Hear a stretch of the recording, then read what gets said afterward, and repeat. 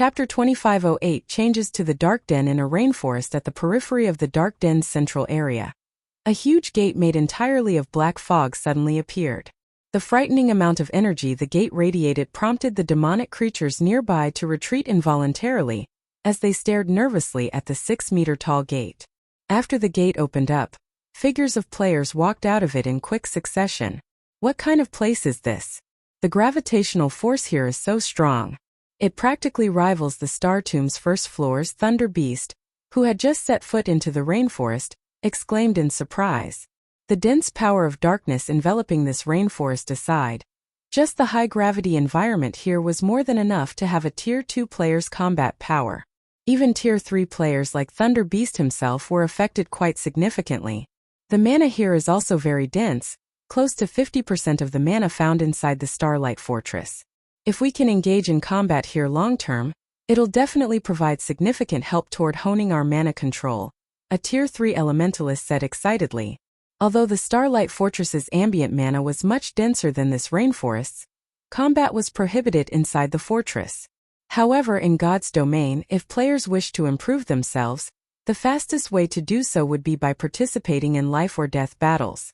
Fighting in mana-dense environments was particularly effective, as players would have a much easier time controlling their mana, which would, in turn, allow them to practice and familiarize themselves with their mana control more efficiently.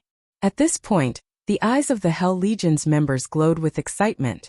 This was because the rainforest teemed with monsters above level 100.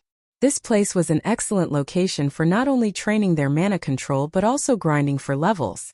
Hellrush and the others immediately understood why Shurfeng was so confident that he could help them fully unlock their mana bodies in 1 month. If they could fight in such an excellent environment, fully unlocking their mana bodies in 1 month would indeed be feasible. Meanwhile, Aqua Rose, who had followed Shurfeng to the Dark Den, was similarly surprised by this situation. She never thought that Shurfeng had actually kept such an excellent training ground hidden. The monsters here might not be very strong, with the majority of being level 100 chieftains and the strongest being level 100 plus great lords, but the environment here made it the perfect location for newly promoted Tier 3 experts to train in. Guild leader, you're too biased. You actually saved such an excellent location for others. If Zero Wings members had grinded here as soon as they hit level 100, we might have been able to double the number of Tier 3 experts we have by now, Aqua Rose grumbled. Aqua Rose's complaint rendered Shurfeng, who had just set foot into the rainforest, at a loss for words because this place was completely different from the central area he knew. Previously, when he used Moloch's ring to teleport to the Dark Den's central area, he had arrived very close to the World Summit.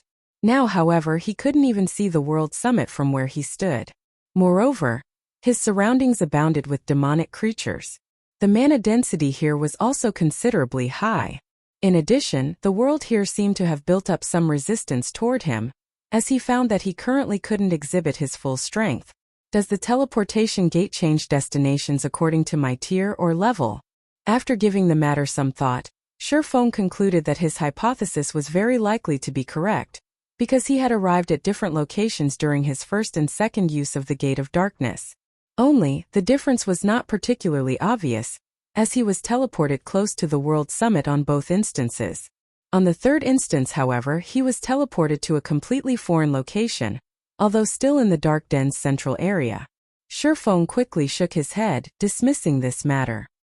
He was using the Dark Den as a transit point to travel to the Eastern continent. As they were going to leave the Dark Den very soon, it did not matter what kind of location they arrived in. Unlike the Bible of Darkness's Gate of Darkness, Moloch's Ring's Gate of Darkness was a two-way teleportation gate. In other words, so long as he opened Moloch's Ring's Gate of Darkness, anyone who was a part of his team could move freely between the two locations connected by the Gate of Darkness. Hence, what he needed to do next was simple. He just had to use White River City's return scroll in the Dark Den and return to White River City. Afterward, he would use Gate of Darkness once more, and let Hellrush and the others, who did not possess White River City's return scrolls, cross over to White River City. Even if this method wasn't viable, he could still use the Bible of Darkness. Although the Bible of Darkness's Gate of Darkness had a 30-person limit, it was still a better option than relying on ancient teleportation arrays. Right now, however, as Moloch's ring was still on cooldown, Feng had the Hell Legion's members grind the surrounding demonic creatures and explore the rainforest. Although they wouldn't be here for long, the Dark Den was still a place created by gods. Even without the World Summit, there were still plenty of treasures and opportunities here that could not be found in the outside world. If they were lucky, they might gain a significant harvest. At the very least, it would be much better than sitting around doing nothing for an entire day. Guild Leader. There's a town that's protected by a magic barrier right outside the rainforest. By the looks of it, quite a lot of players are gathered there. Fire Dance, who was scouting the vicinity, reported through the team chat. A town protected by a magic array? Fire Dance's report piqued Feng's interest. Is it one of the Dark Den's shelters? From what he knew, the Dark Den should have only shelters, not towns or cities. Shelters operated differently from the NPC towns and cities found in the outside world. Every shelter had its own unique abilities and produced its own specialty products. The higher ranked a shelter was, the better its specialty products. Meanwhile, with the shelter Fire Dance reported being in a level 100 plus map, its rank was definitely very high. Moreover, aside from specialty products, the Dark Den was also rich in gemstones, which were in short supply on the main continent.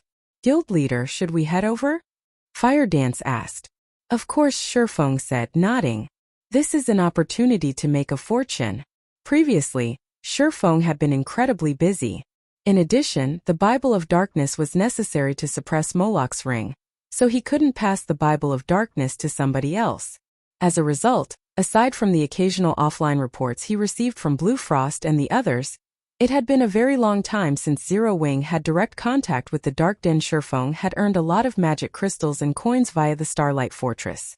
Just the magic crystals he currently had on hand exceeded 600,000, while his coins totaled over 200,000 gold.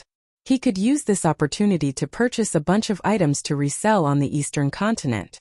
Moreover, attribute gemstones were much more valuable than magic crystals, and also much more useful to players. Following which, Feng led Aqua Rose and the other members of Zero Wing toward the shelter Fire Dance found. The Hell Legion's members showed no interest in the shelter at all, opting to remain behind.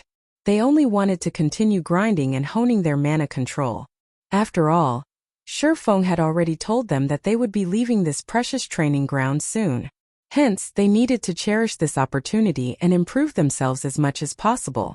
The shelter Fire Dance found was at the foot of a mountain range, with mountains at 3 of its 4 cardinal directions. Since shelters were under constant assault from demonic creatures, it was undoubtedly strategically located. As Feng's group arrived within several hundred yards of the shelter, he finally got a clear look at it.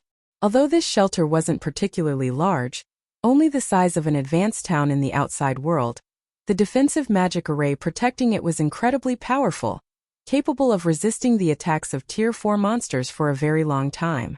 In a level 100 plus map, a shelter with a defensive magic array of such caliber would definitely be considered a very safe location. This was also the reason why plenty of players resided in this shelter. Feng estimated that the shelter could easily accommodate over 200,000 players. A player population of 200,000 might not be anything significant compared to the towns found in the outside world, but in the Dark Den, with its low player population, this was a very frightening number. Moreover, the residents of this shelter were very strong. Even the lowest level player Feng had spotted was level 104. At level 106 and level 107, the higher level ones could rival the levels of the various superpowers peak experts found in the outside world. The shelter's players were also considerably well equipped, with the weakest piece of equipment on them being level 100 mysterious iron rank, and the majority being level 100 secret silver equipment. Some experts were even fully geared in level 100 fine gold weapons and equipment. However, for some reason, most of the weapons and equipment of these players stopped at level 100. Extremely few players sported level 105 equipment. In fact, even level 105 mysterious iron equipment was incredibly rare. When Feng's group arrived at the shelter's entrance, a level 106, Tier 3 female swordsman who looked both beautiful and capable suddenly approached them. I believe you are Vice Guild Leader Blue Frost's teammates? I have been waiting for you for a long time now, the female swordsman said excitedly. May I know when Vice Guild Leader Frost will arrive? Blue Frost. Feng could not help growing confused at this situation. The female swordsman before him was considerably strong. Not only was she at the Flowing Water Realm standard, but she was also just one small step shy of the Void Realm standard. When the female swordsman saw the confusion on Feng's face, she pointed at the six-winged emblem he wore and asked strangely, "Are you not Vice Guild Leader Frost's companions? Read latest chapters at Wuxia World." At this stage of the game, Tier 3 players were still incredibly rare, and Tier 3 players wearing Zero Wings Guild emblem were even rarer. Hence, she had concluded that Feng's group should be Blue Frost's companions. "We are indeed companions, but probably not in the way you think we are," Feng explained. "So, Vice Guild Leader Frost's team still couldn't make it in time?" The female swordsman grew a little dejected when she heard Feng's words. Meanwhile, as soon as this female swordsman finished speaking, a clear and pleasant voice suddenly came from a short distance away. "Graceful, I told you long ago that rather than inviting Zero Wings Blue Frost, it would be much better to invite Crimson Emperor's Vice Guild Leader Fantasy, yet you refused to listen. Now we're doomed." Chapter 2509 Struggle over a Bronze Teleportation Gate. Purple, why are you here? When the female swordsman named Graceful Monarch turned toward the clear and pleasant voice, joy and surprise flashed across her eyes. In the next moment, a beautiful level 107, Tier 3 female elementalist, dressed in light blue robes and holding a dark purple wooden staff, walked over to Graceful Monarch. Similar to Graceful Monarch, this female elementalist was almost at the Void Realm. However, in the female elementalist's presence, the surrounding mana was much tamer than before, looking as if it had found its owner. The appearance of this female elementalist immediately caught the attention of the surrounding players. Everyone turned to look at her, many of the female players present eyeing her with awe and worship. "What? Purple Rakshasa? She actually came here. It seems our extreme light shelter has hope of protecting our bronze teleportation gate this time. That's only natural. After all, Purple Rakshasa is one of the Dark Den's 3 great elementalists, just like Shelter One's Blue Frost. Although she just got promoted to the position recently, she's not the slightest bit weaker than Blue Frost. With her youth, she might even surpass Blue Frost and become the #1 elementalist in the Dark Den." As the various experts present looked at the luxuriously dressed Tier 3 female elementalist, they broke into a heated discussion among themselves. The originally tense atmosphere enveloping the shelter also lightened considerably due to her appearance. Purple Rakshasa? When Feng looked at the female elementalist who looked like a prideful female leopard, he too was surprised. He never thought that he would meet her, one of God's domain's famous 12 sacred elementalists. During Feng's previous life, Blue Frost had served as one of the capable generals of Fantasy Shrine, and received the first-rate guild's full support. This was the reason why he had managed to become a Tier 5 expert in God's domain. Purple Rakshasa, however, had spent her entire career in God's domain as an independent player. Yet not only did she manage to reach Tier 5, but she had even become one of the publicly acknowledged 12 sacred elementalists. Back then, aside from Tier 6 God-ranked experts, there was nobody capable of doing anything against Purple Rakshasa. The only unfortunate thing was that Purple Rakshasa had not come across sufficient fortuitous opportunities. Otherwise, she might have become a Tier 6 mage god. While Feng's group was observing Purple Rakshasa, the latter had simply glanced at Feng's group before returning her attention to Graceful Monarch, mindless of the fact that Feng's group of 10 consisted entirely of Tier 3 players. Currently, Tier 3 players might still be very powerful, but they were no longer as rare as before. Moreover, there were stark differences between players even after reaching Tier 3, unlike when players were still at Tier 2. The reason for this was the difference in mana body rank. If players merely completed the most basic trial when challenging their Tier 3 promotion quest, their strength would not increase by much. Meanwhile, the majority of the Tier 3 experts she normally saw had gotten promoted to Tier 3 using this method. Such Tier 3 experts might be unreachable existences in the eyes of ordinary players, but for experts of her caliber, such Tier 3 experts were no different from ordinary Tier 2 experts. They merely had a few more basic attributes than their Tier 2 counterparts. The Extreme Light Shelter's Bronze Teleportation Gate is our lifeline to the outside world. If we really let guilds from the outside world monopolize it, then local players like ourselves will be doomed. I naturally have to put in some effort into defending it, Purple Rakshasa said as she faced Graceful Monarch. I understand. But both Blue Frost and yourself are elementalists. The combat power you two can exhibit in a team battle is several times greater than what physical classes like myself are capable of. If we have the two of you helping us, the Extreme Light Shelter will have a much greater chance of successfully defending the Bronze Teleportation Gate, Graceful Monarch said, sighing. If the upcoming battle were merely a small-scale team battle, she would be confident of the Extreme Light Shelter emerging victorious. Unfortunately, the battle over the Bronze Teleportation Gate's management rights was a large-scale war that would involve hundreds of thousands of players. It was not a battle that melee players like herself could hope to make a difference in. However, it was a different story for magical class players. This was especially true for Blue Frost and Purple Rakshasa, two of the Dark Den's three great elementalists. Both of them possess plenty of Tier 3 large-scale destruction spells, which would be extremely valuable in the upcoming war. It was no exaggeration to say that just one of them could contribute as much as several dozen melee experts like Graceful Monarch herself.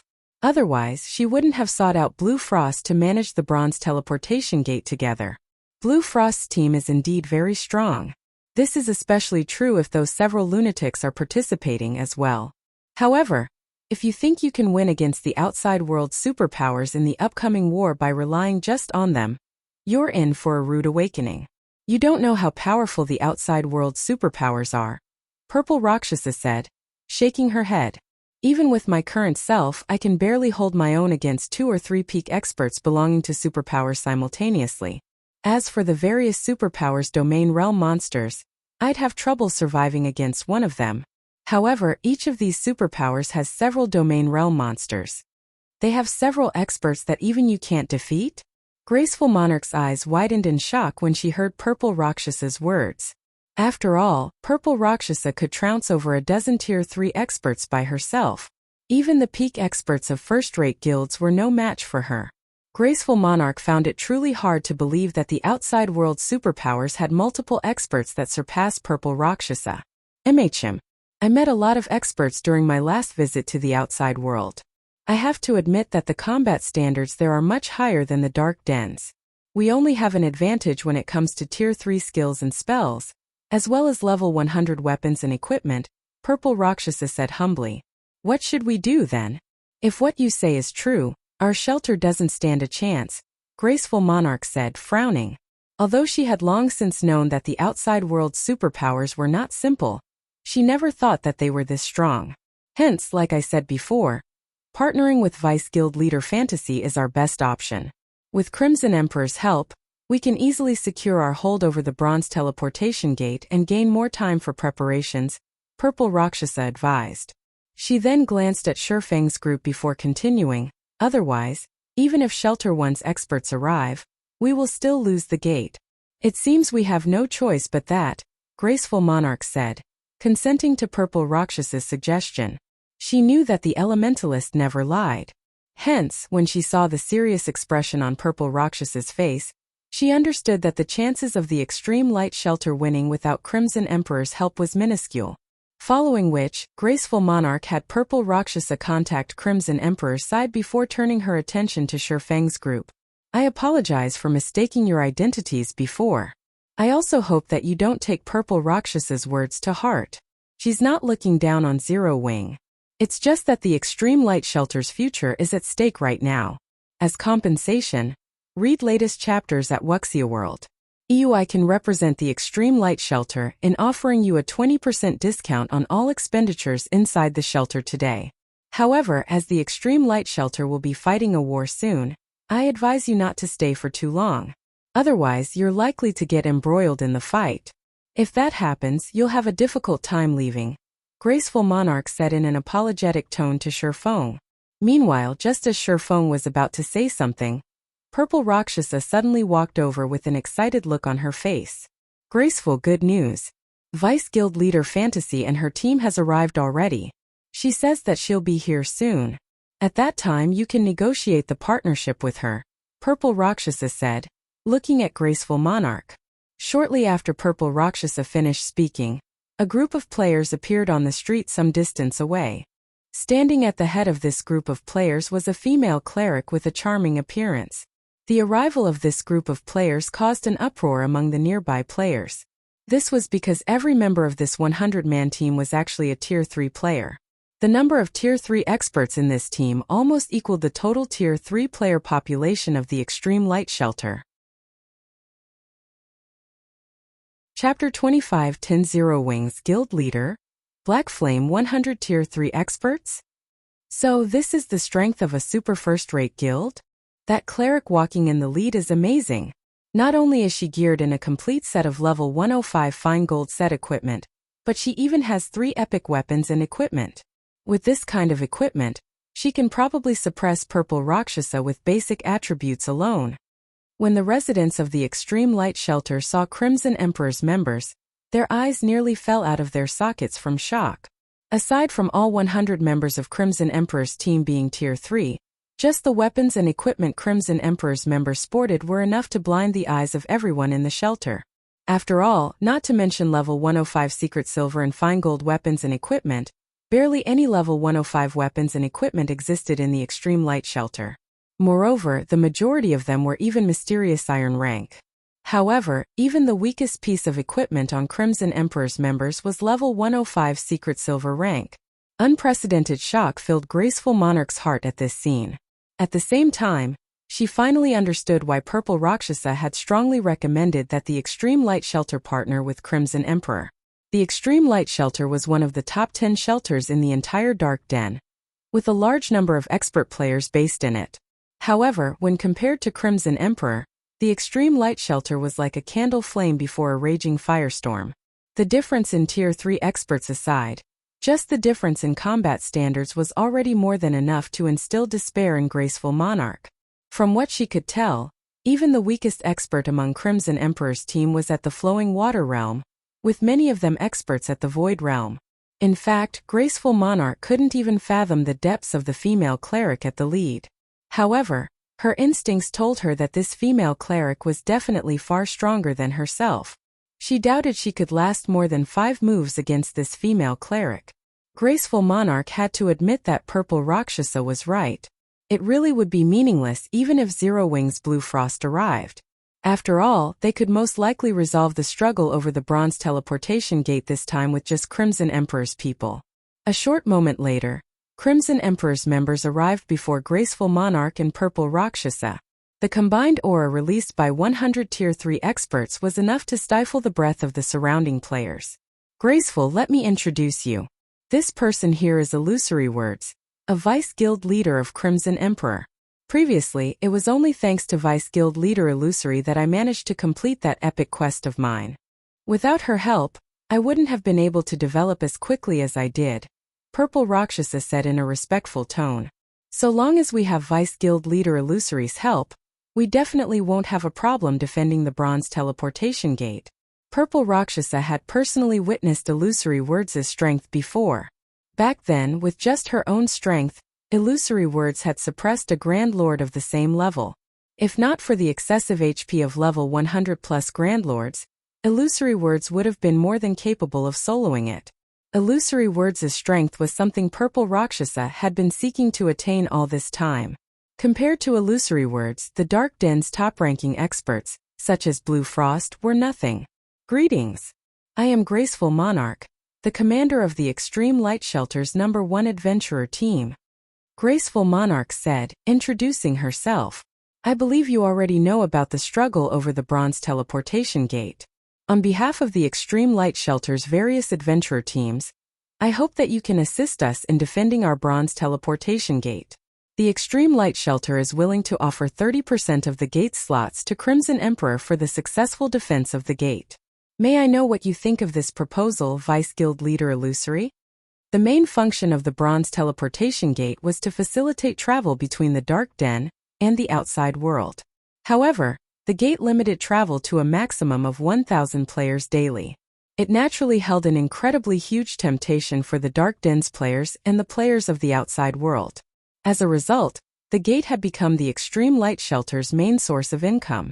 However, as luck would have it, powers in the outside world had somehow obtained a key that could control the Bronze Teleportation Gate, and gained the right to contest for the gate's authority. Fortunately, the Extreme Light Shelter was the one responsible for activating the Bronze Teleportation Gate and held a dominant position over it. Hence, the Extreme Light Shelter could send as many players as it wanted to defend the gate. On the other hand, the key allowed its user to send only a maximum of 5,000 players to contest for the gate. Originally, Graceful Monarch had been relatively confident that the Extreme Light Shelter could protect the Bronze Teleportation Gate all by itself. She had recruited the help of Shelter 10 Wing merely as a precaution. However, after seeing Crimson Emperor's team, she came to understand how mistaken she was. In front of a true superpower, the 100+ Tier 3 experts the Extreme Light Shelter possessed were nothing but a joke. As for Tier 2 players, they were nothing more than cannon fodder before Tier 3 players.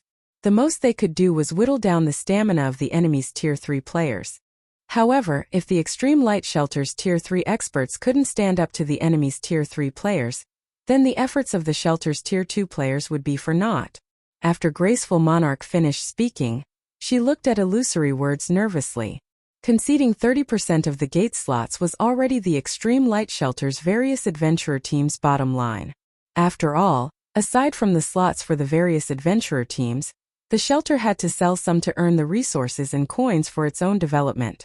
However, Crimson Emperor would be pivotal to a successful defense of the Bronze Teleportation Gate.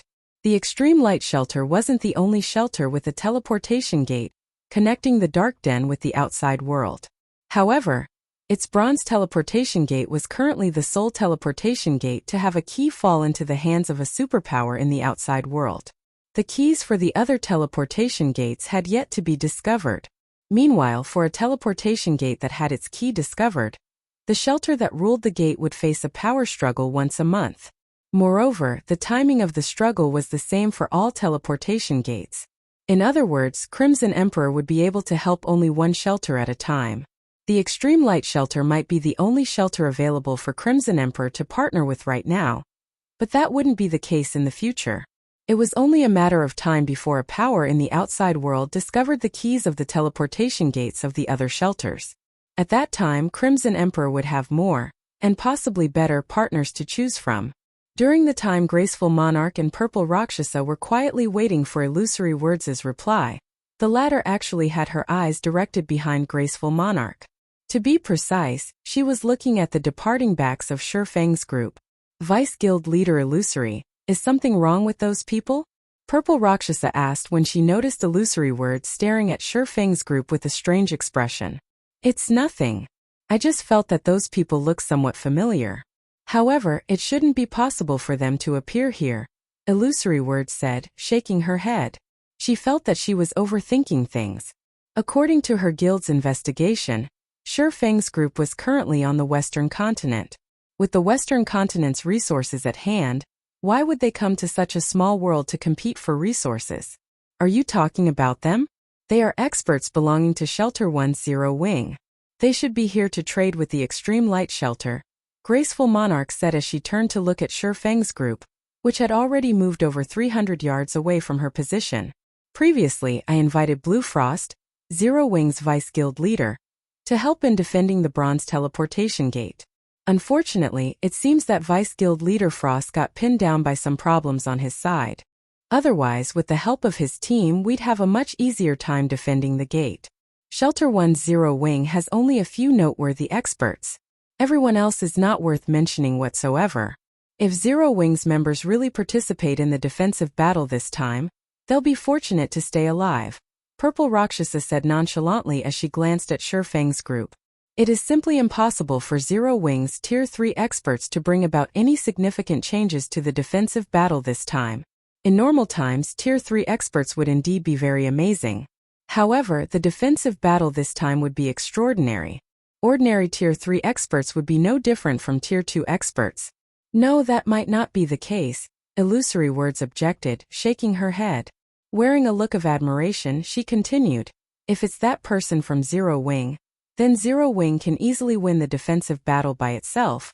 Read latest chapters at Wuxia World. Does Zero Wing really possess such an expert? Graceful Monarch asked curiously. Graceful Monarch had a relatively good understanding of Shelter 10 Wing. Among the guild's members, the strongest was Blue Frost. However, he was only slightly stronger than the current Purple Rakshasa. In front of illusory words, he wouldn't last more than 10 moves.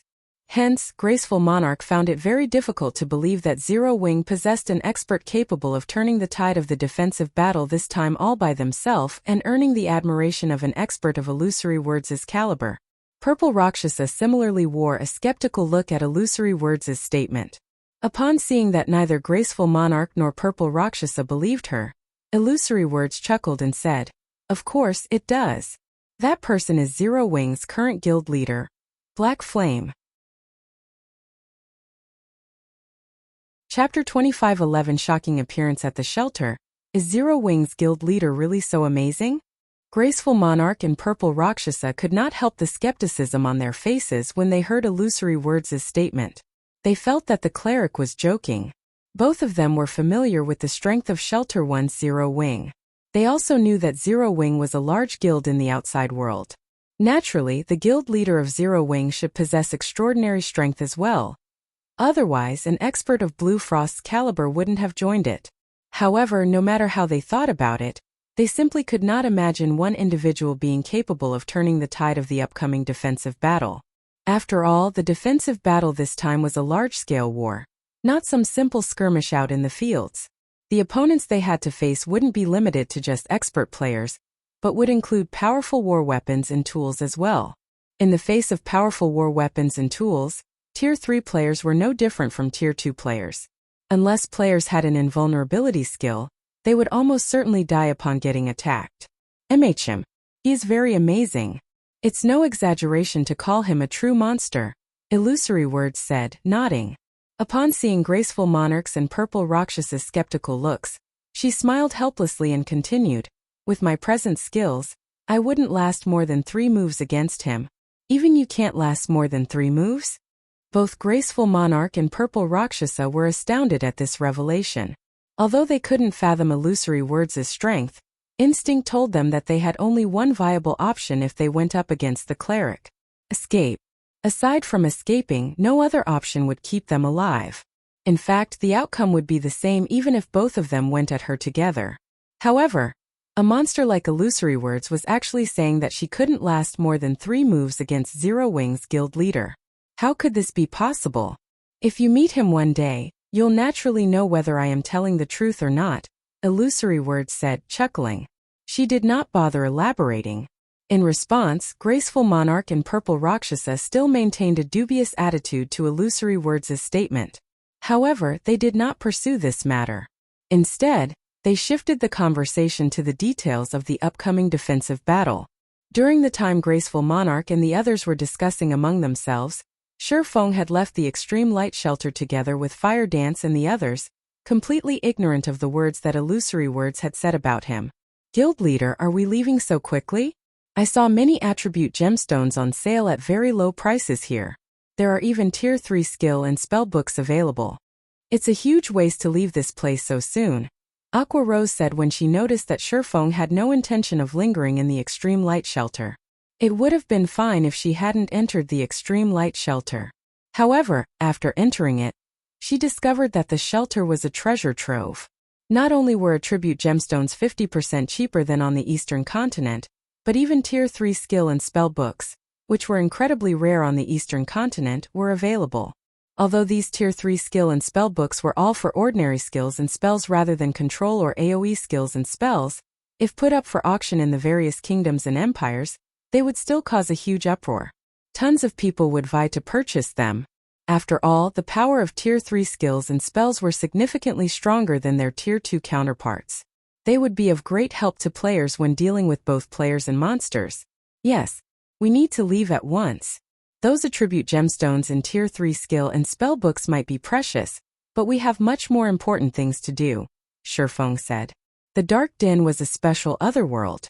Originally, he thought that it would still be some time before the main continent's various powers started extending their hands toward the Dark Denver.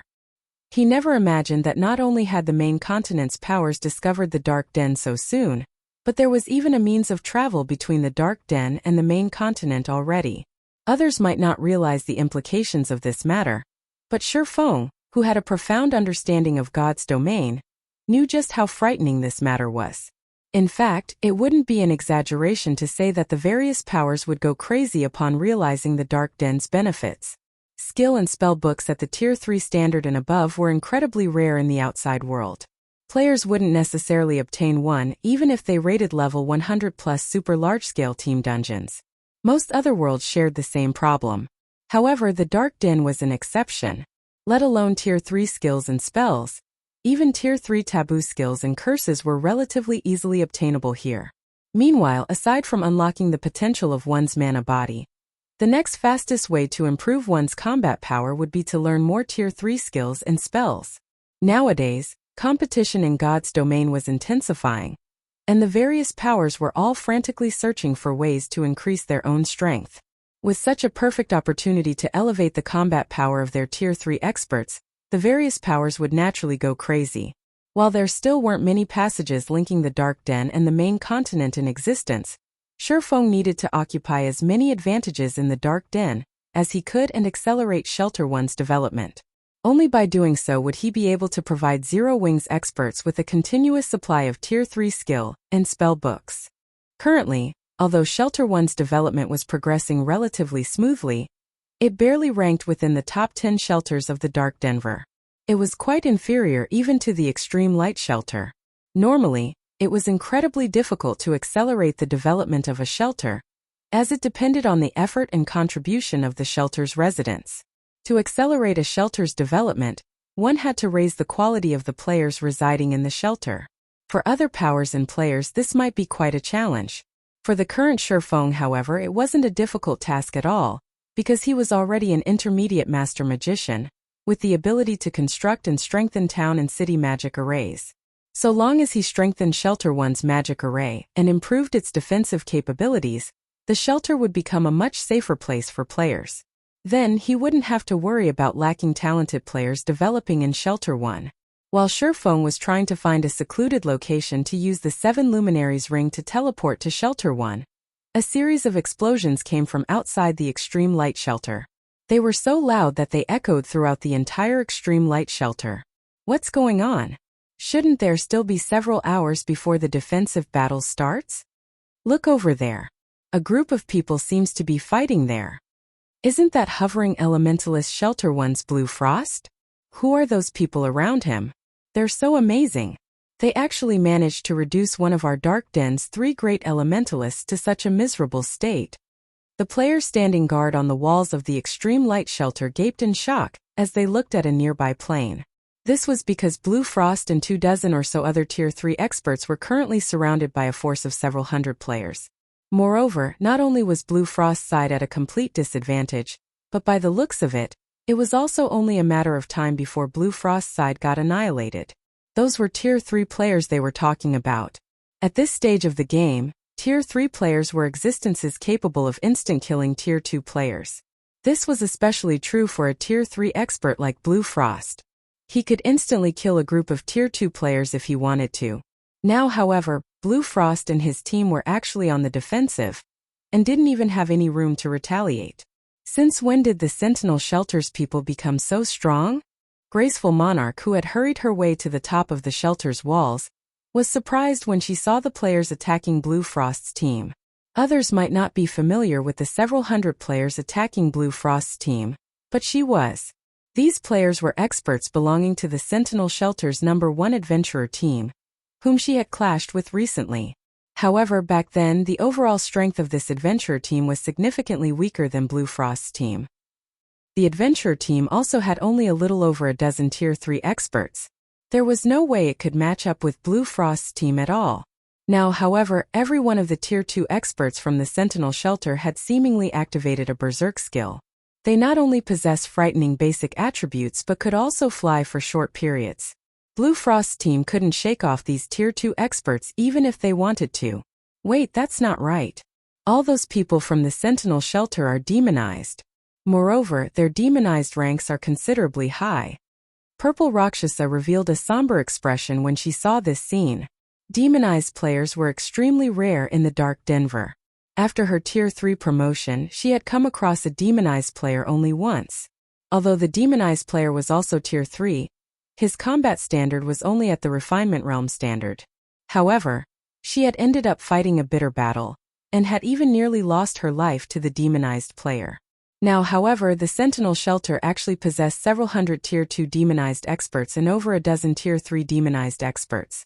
The Sentinel Shelter originally possessed relatively great strength already, ranking among the Dark Den's top 15 shelters. Troubled Times, the commander of the Sentinel Shelter's #1 adventurer team, was even one of the rare few peak experts in the Dark Denver. As for the remaining Tier 3 experts belonging to Troubled Times' adventurer team, even the weakest among them was at the Refinement Realm standard. With all of these players demonized, Purple Rakshasa couldn't imagine how Blue Frost's team could survive this battle. While everyone from the Extreme Light Shelter was discussing this matter, Blue Frost and his teammates continuously lost HP. Frost, have you still not come to your senses? A level 108, Tier 3 Berserker asked as he quietly watched Blue Frost frantically fending off one attack after another. The higher-ups have a very high opinion of you and your teammates' potential. Hence, they specifically instructed me to avoid harming you all. Why do you think the Tier 3 players on our side still haven't made a move until now? Troubled, I admit that you're far stronger than us now, but don't even think about getting us to submit. Moreover, we have long since joined Zero Wing. Why must you keep on targeting us? Blue Frost retorted as he looked at Troubled Times. That's right. Zero Wing has treated us well. How can we possibly betray Zero Wing to join you? Evening Lotus, the female cleric standing beside Blue Frost, said in a determined tone.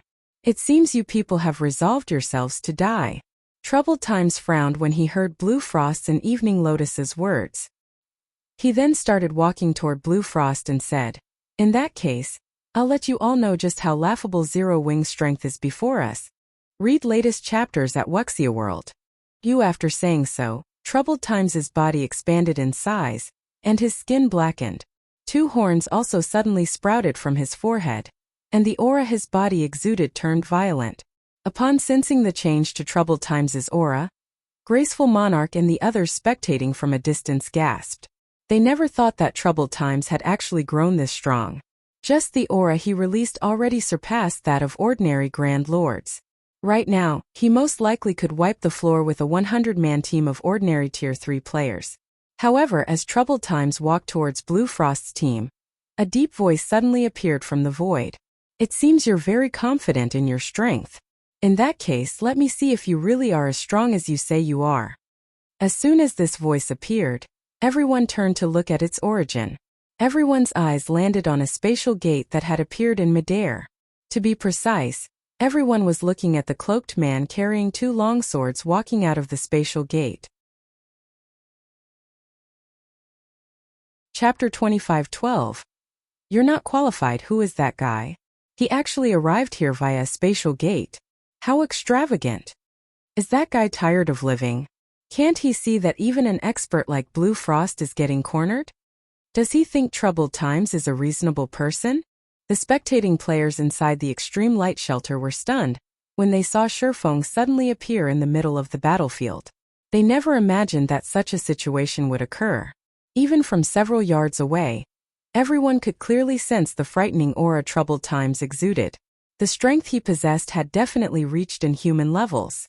There was no doubt that the current Troubled Times could defeat Blue Frost in just a handful of moves. In fact, Troubled Times was most likely more than capable of soloing Blue Frost's entire team. Yet, there was actually someone who experienced Troubled Times' domineering strength and still dared to provoke him. A measly Tier 3 player dares oppose our commander? Bastard, you're 100 years too early. I'll let you know now what true strength is.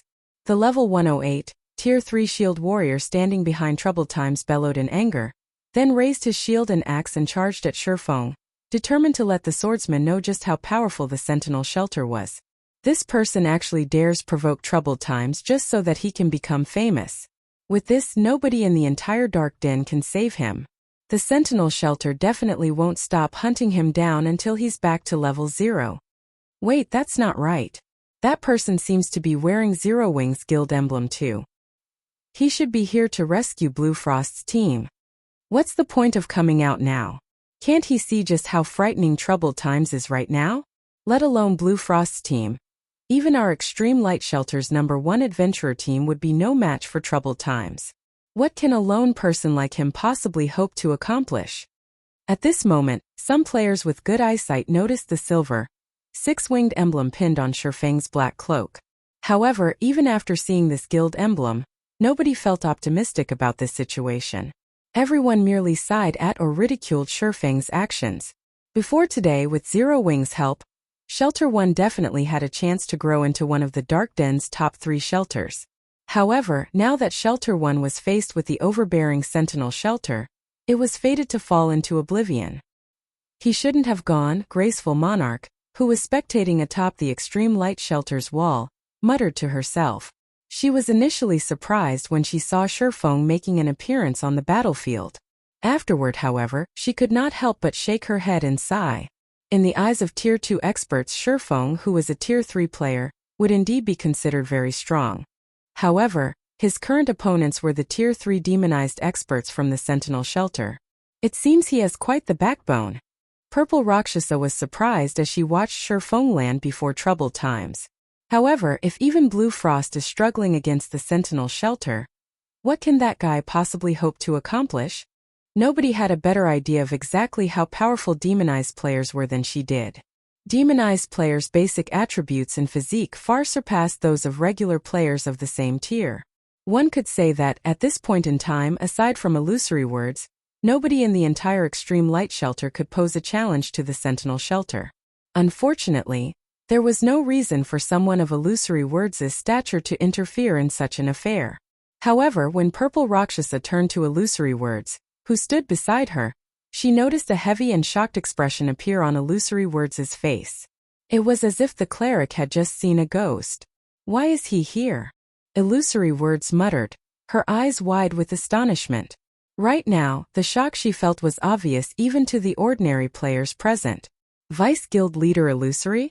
Purple Rakshasa could not help growing curious as she looked at illusory words. Previously, illusory words had maintained her composure when bathed in troubled times' imposing aura. Now, however, illusory words actually looked shaken after seeing an ordinary Tier 3 swordsman, who exuded not the slightest bit of aura. This situation was simply unbelievable. Vice Guild Leader Illusory, do you know that person? Graceful Monarch asked. She too could clearly sense illusory words losing her composure. Previously, Graceful Monarch had already carefully observed Shifeng, and understood that he possessed considerable strength. However, it was not at a level where experts of her caliber needed to pay much attention. The only thing she found noteworthy about Shifeng was that he was an expert of Zero Wing. However, if even Blue Frost, a Vice Guild leader of Zero Wing, had failed to gamer illusory words' interest, how could a measly Tier 3 expert from Zero Wing possibly do so? I do. Of course I do, illusory words said. A smile blooming on her face when she saw the curious gazes Graceful Monarch and Purple Rakshasa were directing at her. He's the person I told you about before. He's Zero Wing's guild leader, Black Flame. As soon as illusory words mentioned the name of Black Flame, Graceful Monarch and Purple Rakshasa were momentarily stunned. Vice Guild Leader Illusory, you're saying that he is Zero Wing's guild leader?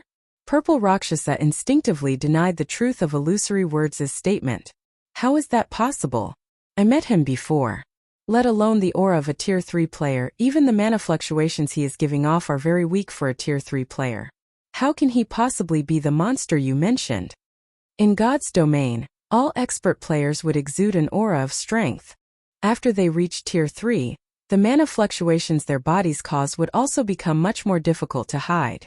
Moreover, even if a player managed to conceal those mana fluctuations, an expert's instincts would still warn them if they were standing before an opponent with monstrous strength. Take illusory words, for example. Despite illusory words having concealed her strength completely, Purple Rakshasa's instincts still warned her against fighting the cleric. However, Purple Rakshasa could not sense anything from Shifeng. In her mind, Shifeng was the textbook example of an ordinary Tier 3 player. So, he is that rumored guild leader of Zero Wing? Graceful Monarch muttered doubtfully as she looked at the distant Shifeng. Similar to Purple Rakshasa, she found illusory words' statement incredible, and suspected it was a joke. The Black Flame illusory words mentioned was Zero Wing's guild leader. Even if he wasn't as strong as Illusory Words said he was, he should, at least, be stronger than Blue Frost and his teammates. Otherwise, with the personalities of Blue Frost and the others, they definitely wouldn't be willing to submit themselves to his command. On the other hand, someone of Illusory Words' stature had no reason to play jokes on experts like them. While Purple Rakshasa and Graceful Monarch were half-doubting Illusory Words' statement, Blue Frost suddenly exclaimed in bewilderment, "Guild leader!" Although Blue Frost did not speak very loudly, his words swept through the battlefield, and subsequently the extreme light shelter like a typhoon. What? He really is Zero Wings Guild leader. Purple Rakshasa and Graceful Monarch goggled in shock upon hearing Blue Frost's words. They never thought that Shurfeng, who looked like the average passerby, would actually be the person responsible for recruiting experts like Blue Frost and his teammates, as well as the monster that Illusory Words admired. Originally, they thought that, with the several hundred yards separating Illusory Words and Shurfeng, the cleric might have recognized the wrong person.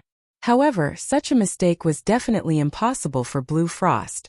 Setting aside the fact that Blue Frost possessed the extraordinary body of a Tier 3 player, he was one of Zero Wings' vice guild leaders. He might as well resign from his position if he couldn't recognize his own guild leader at that proximity. Everyone from the Sentinel shelter was also dumbfounded at this scene. They never thought that this rude intruder would actually be Zero Wings' guild leader. Are you kidding me? How can this weak bastard be Zero Wings' guild leader? They knew very clearly what kind of strength and potential Blue Frost and his teammates possessed. In their opinion, the person responsible for recruiting Blue Frost's group had to be a dragon among men. Otherwise, how could that person have persuaded an expert of Blue Frost's caliber to join Zero Wing? Upon sensing the skeptical looks everyone was giving him, Shurfeng could not help a bitter smile. Previously, he had become so famous that everybody knew about him. Now, however, this group of people was actually questioning his identity. Read latest chapters at Wuxia World. So you're Zero Wings guild leader. However, what about it? Whether it is you or Blue Frost's group, none of you will be leaving this place alive. The level 108, Tier 3 Shield Warrior who was charging at Shurfeng remained unfazed, even after finding out Shurfeng's identity. Instead, he proceeded to activate Brutal Collision and rammed his shield at Shurfeng. However, before the level 108 Shield Warrior could reach Shurfeng, a lithe figure suddenly appeared behind the Shield Warrior, catching him unawares. The snowy short sword this lithe figure wielded then transformed into a black streak of light that pierced through the Shield Warrior's armor and stabbed straight into his heart. By the time the Shield Warrior reacted to the attack, a bloody rose had bloomed on his chest.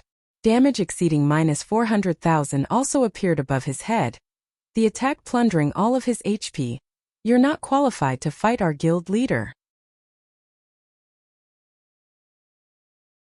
Chapter 25 13 Power of One Strike. When the level 108, Tier 3 Shield Warrior's body collapsed to the ground and disintegrated into particles of light, the entire world seemingly froze momentarily as silence enveloped the battlefield. Only after some time had passed did everyone react to the situation. He died. Impossible.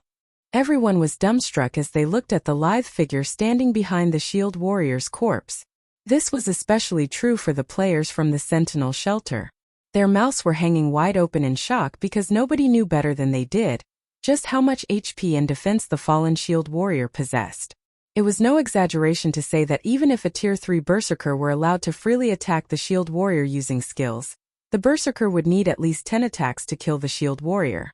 Now, however, let alone 10 attacks, the Shield Warrior had failed to sunv even one. The Sentinel shelter's healers didn't even have a chance to heal the Shield Warrior. That's a Tier 3 demonized Shield Warrior we're talking about. Is she even human? Purple Rakshasa could not help her astonishment as she stared at Fire Dance, who was slowly walking up to Shurfeng. Purple Rakshasa had clashed with a Tier 3 demonized expert before, so she knew exactly how powerful Tier 3 demonized experts were. Their high defense and HP aside, just their physique granted them reaction speeds far superior to Tier 3 human players. However, Fire Dance had attacked and instantly killed the demonized Shield Warrior without the Shield Warrior even reacting. Fire Dance's reaction speed and attack power were simply unheard of. She's actually so strong? When Graceful Monarch looked at Fire Dance's distant figure, shock and excitement flashed across her eyes. Power. Violence. The suffocating strength fire dance displayed was something Graceful Monarch was constantly seeking to attain. Graceful Monarch never thought that she would get to witness this domineering display in person. Moreover, the monster that had carried out this display of power had actually been standing beside Shifeng all this time. At this moment, let alone Graceful Monarch and the other distant spectators, even Blue Frost and his teammates, who stood behind Shifeng, were stunned by this situation. They never imagined that the people from Zero Wing's main branch would be this powerful. Meanwhile, Troubled Times, who had been silently observing fire dance all along, similarly wore an astonished expression on his face. I truly did not expect Zero Wing to have such an expert hidden. No wonder you dare to hinder us, Troubled Times said as he shifted his gaze back to Shifeng. However, if you think you can stop the Sentinel Shelter with just this much strength, I'm afraid you're sorely mistaken. As soon as Troubled Times finished speaking, the 17 Tier 3 experts behind him promptly took on a demon form. The frightening aura they released enveloped the entire battlefield and evoked dread, even in experts like Blue Frost. Although these Tier 3 demonized experts numbered only 17, the combined pressure they gave off easily surpassed that of the Sentinel Shelter's several hundred Tier 2 demonized experts. It seems Troubled Times is getting serious. A somber expression appeared on Purple Rakshas's face when the Sentinel Shelter's Tier 3 experts demonized. The shield warrior that previously took action was only at the refinement realm.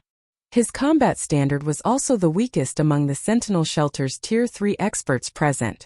Meanwhile, if every one of the Sentinel Shelter's Tier 3 experts attacked together, even Fire Dance would not be a match for them. After all, this was a team battle, not a one-on-one duel. Not only could players reduce their defensive blind spots by working with teammates, but they would also have a much easier time striking at the enemy's weak points. Not to mention, the assassin class was at its strongest when it was in stealth. So long as an assassin was discovered, their combat power would be halved. Meanwhile, at this point, Troubled Times and the others had already noticed Fire Dance's existence. She wouldn't have another opportunity to launch a sneak attack. In the next moment, the 17 Tier 3 demonized experts rapidly closed in on Shifeng's group, their positioning leaving Fire Dance no chance to fight them one-on-one. At the same time, every one of them used their trademark moves. Tier 3 spell Shadow Puncture. Tier 3 skill Chaotic Slash. Tier 3 skill Shadow Raid. Tier 3 spell Flame Dragon Bind. Over a dozen skills and spells flew at Shifeng's group. Seeing all these powerful attacks approaching them, Blue Frost and the Zero Wing members with him could not help but despair. Not only did every one of these skills and spells possess power close to the Tier 4 standard, but these skills and spells also overlapped into a perfect assault that had no holes to exploit. It simply wasn't an attack that players could block or dodge. However, contrary to everyone's expectations, Fire Dance did not use Vanish or Wind Steps to defend herself even after seeing these perfectly coordinated attacks. Instead, she simply stood beside Shifeng, showing no intention of taking action whatsoever.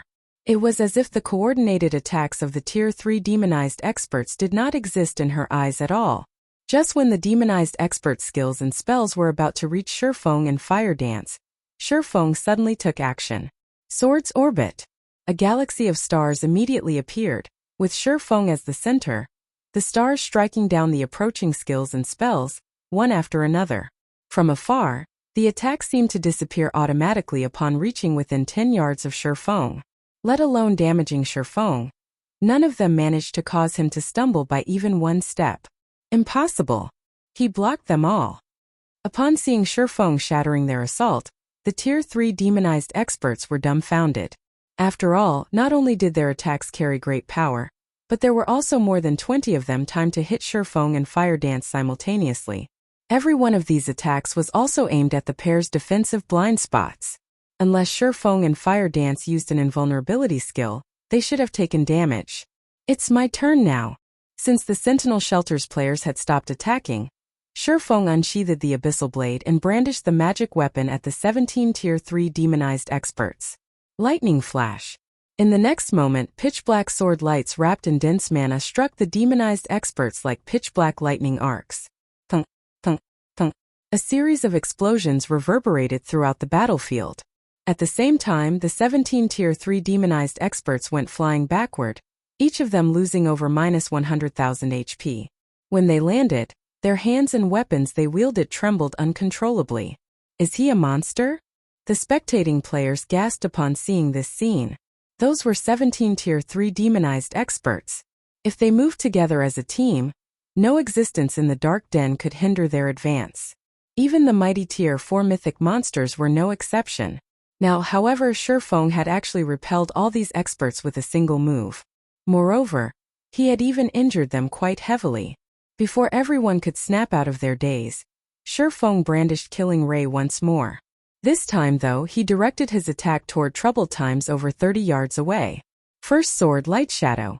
Immediately, the phantom of a gigantic greatsword appeared in midair. When it descended on Troubled Times, it looked as if a mountain was falling toward the berserker.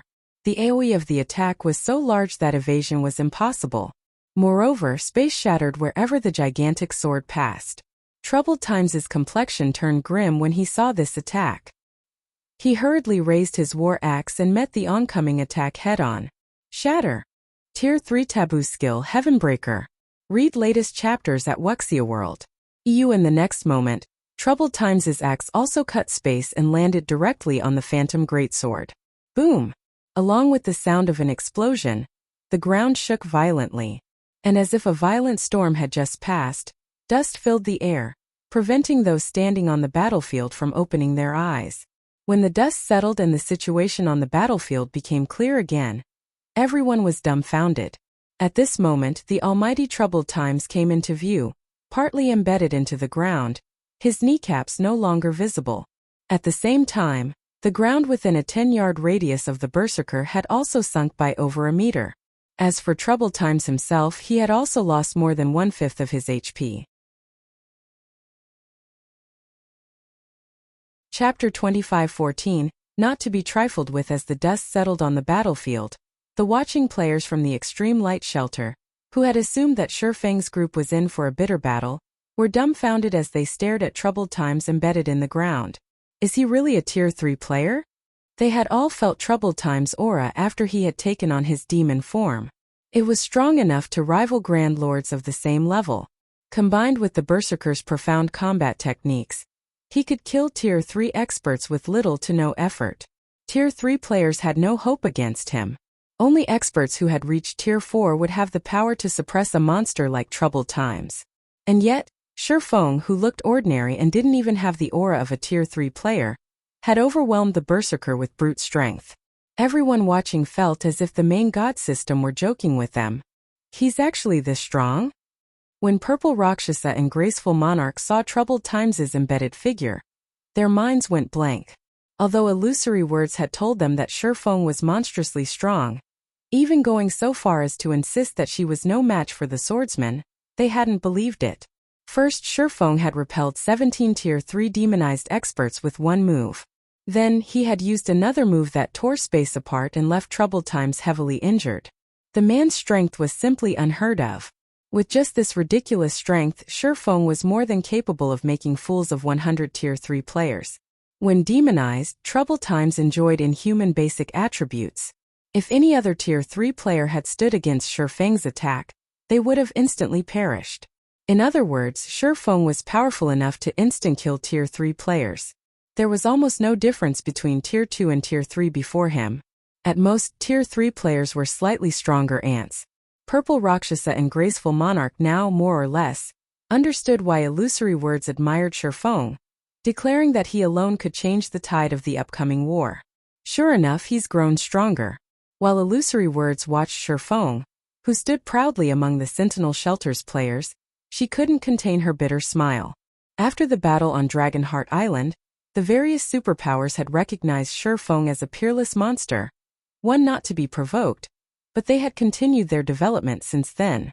Adding to the fact that they had stronger foundations than Zero Wing, illusory words had been sure that she should have caught up to Shifeng a little. She had never imagined that the distance between her and the swordsman had grown. She had been humble when she had told Graceful Monarch and Purple Rakshasa that she wouldn't last more than 3 moves against Zero Wing's guild leader. In truth, she had been confident that she shouldn't have any issues taking 5 or 6 hits from Shifeng. She had recently obtained a bloodline, And her life rating was beyond that of an ordinary Tier 3 player, after all. Her basic attributes had also substantially increased. But now she realized how sorely mistaken she had been. When Shifeng's attack had torn apart space itself, she realized that his strike had Tier 4 power. Combined with the attack's large AoE and high attack speed, she knew she didn't have a prayer of dodging or blocking the attack without an invulnerability skill or spell. Naturally, Blue Frost and his teammates were dazed after seeing the outcome of the exchange between Shifeng and Troubled Times. They didn't react like Zero Wing members at all. Blue, is that really our guild leader? A level 108 Tier 3 Guardian Knight prodded Blue Frost.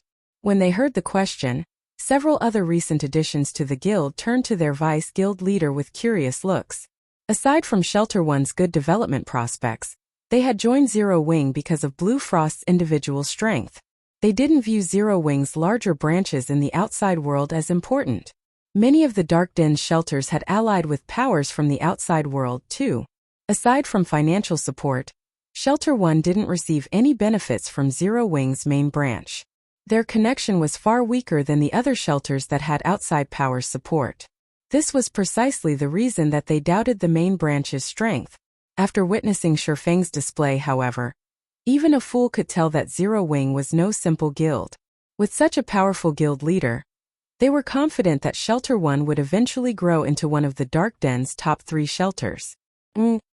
He's our guild leader, Black Flame, Blue Frost muttered, replying to his teammate's question. But as he stared at Shifeng, he couldn't help but question his own memory. The power the swordsman had just used was too overwhelming. The man was nothing like the Shifeng he remembered. When Shelter One's Zero Wing members heard the confirmation, their eyes lit with excitement. Before they could celebrate, however, Troubled Times pulled himself out of the crater around him, glaring at Shifeng with a grim expression. If he hadn't blocked that attack with a Tier 3 taboo skill, he would have lost more than half of his HP. It seems that I've underestimated you, Frost. With such a guild leader to back you up, you're out of my reach, but don't think this one failure will be enough to stop the Sentinel Shelter's advance. Demon players will only grow stronger as time passes. Our next meeting will be the end of Shelter One, Troubled Times said, sneering at Blue Frost. He then shouted to his teammates, everyone retreat. Following their orders, every player from the Sentinel Shelter turned and fled. They gave Shifeng and Fire Dance no opportunities to strike. When Blue Frost heard Troubled Times' warning, however, he paled. Meanwhile, the Extreme Light Shelter's members couldn't help but shake their heads and sigh. As Troubled Times had said, demon players and ordinary players were on different levels. Demon players could continue to upgrade their demon rank, bolstering their combat power as time passed. Shifeng might be able to stop the Sentinel Shelter's demon players right now, but how long could he continue to do so? Moreover, Shifeng was Zero Wing's guild leader. He couldn't stay in the Dark Den indefinitely. Once he left, Shelter One, which constantly fought the Sentinel Shelter over resources, would suffer. You're not wrong, but that only holds true if you escape with your lives. Shifeng growled, watching Troubled Times preparing to flee. Demon players could increase their combat power by raising their demon rank, but they had a fatal flaw. They couldn't afford to die.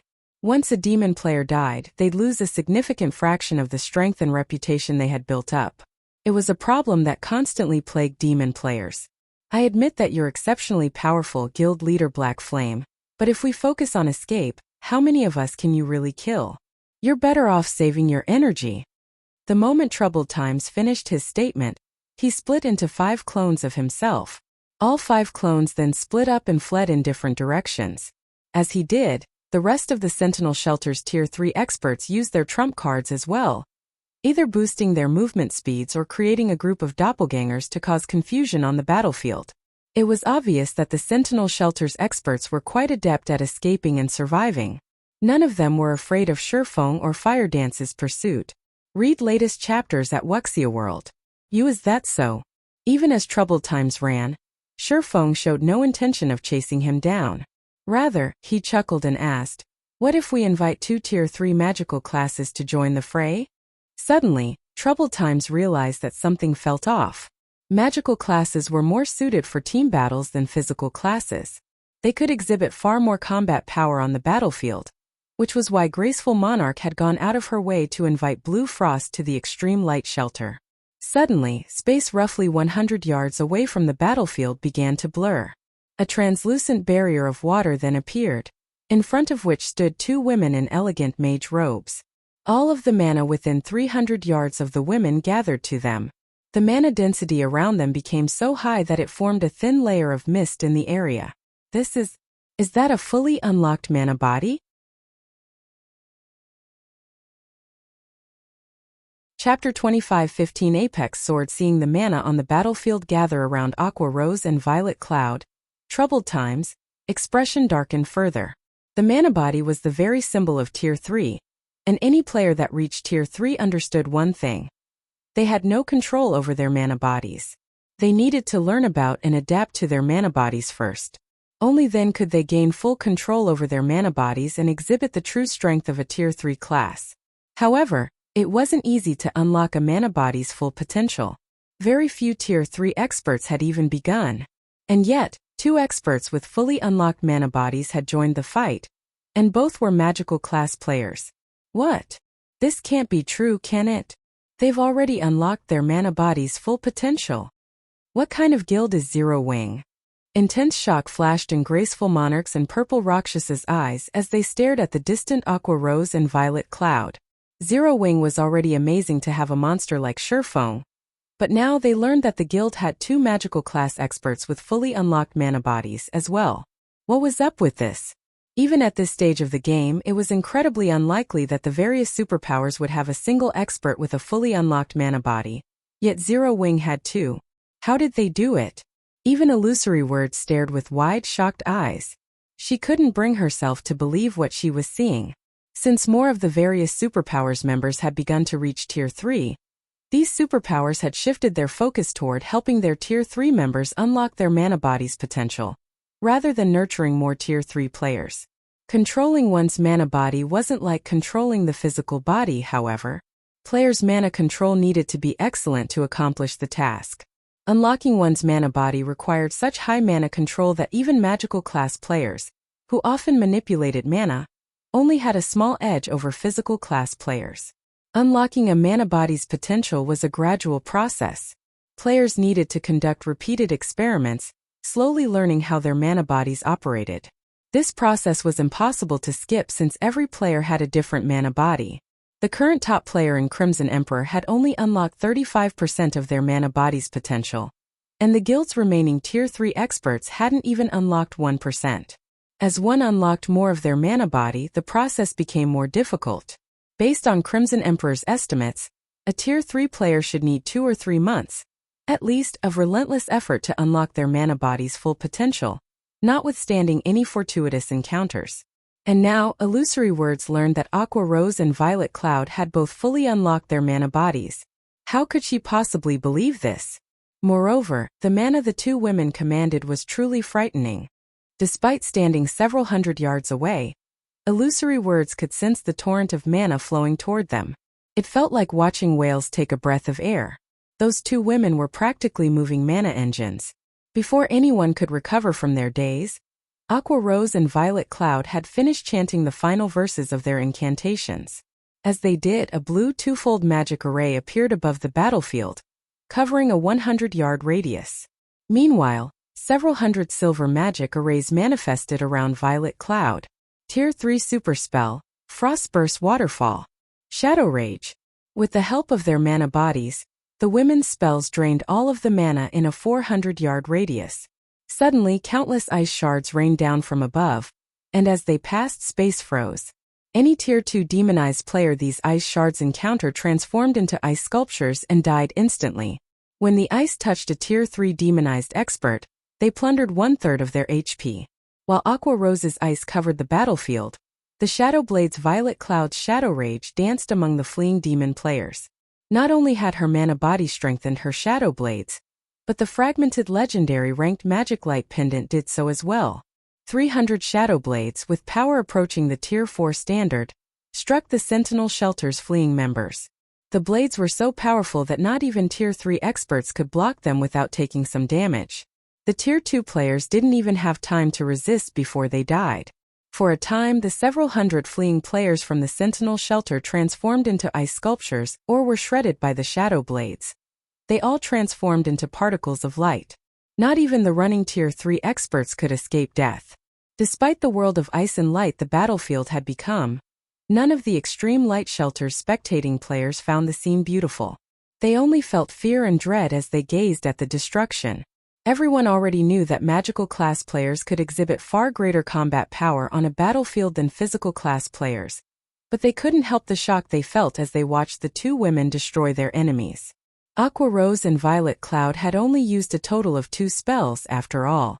Despite such a large-scale bombardment, not only hadn't the women's attacks harmed their allies, but they had also drastically reduced the number of players from the Sentinel shelter. Only 4 seconds had passed since they had cast their spells, yet they had slain over 200 players. Moreover, the death toll climbed as more time passed. Not even a 100-man team of Tier 3 experts would prove this effective. Every player that had come from the Sentinel shelter was a demonized player. Even their Tier 2 members had combat power nearly on par with the Tier 3 players after transforming into their demon form. Just landing a hit was a struggle for Tier 3 players, much less killing them. Moreover, demonized players possess far higher HP, defense, and magic resistance than human players.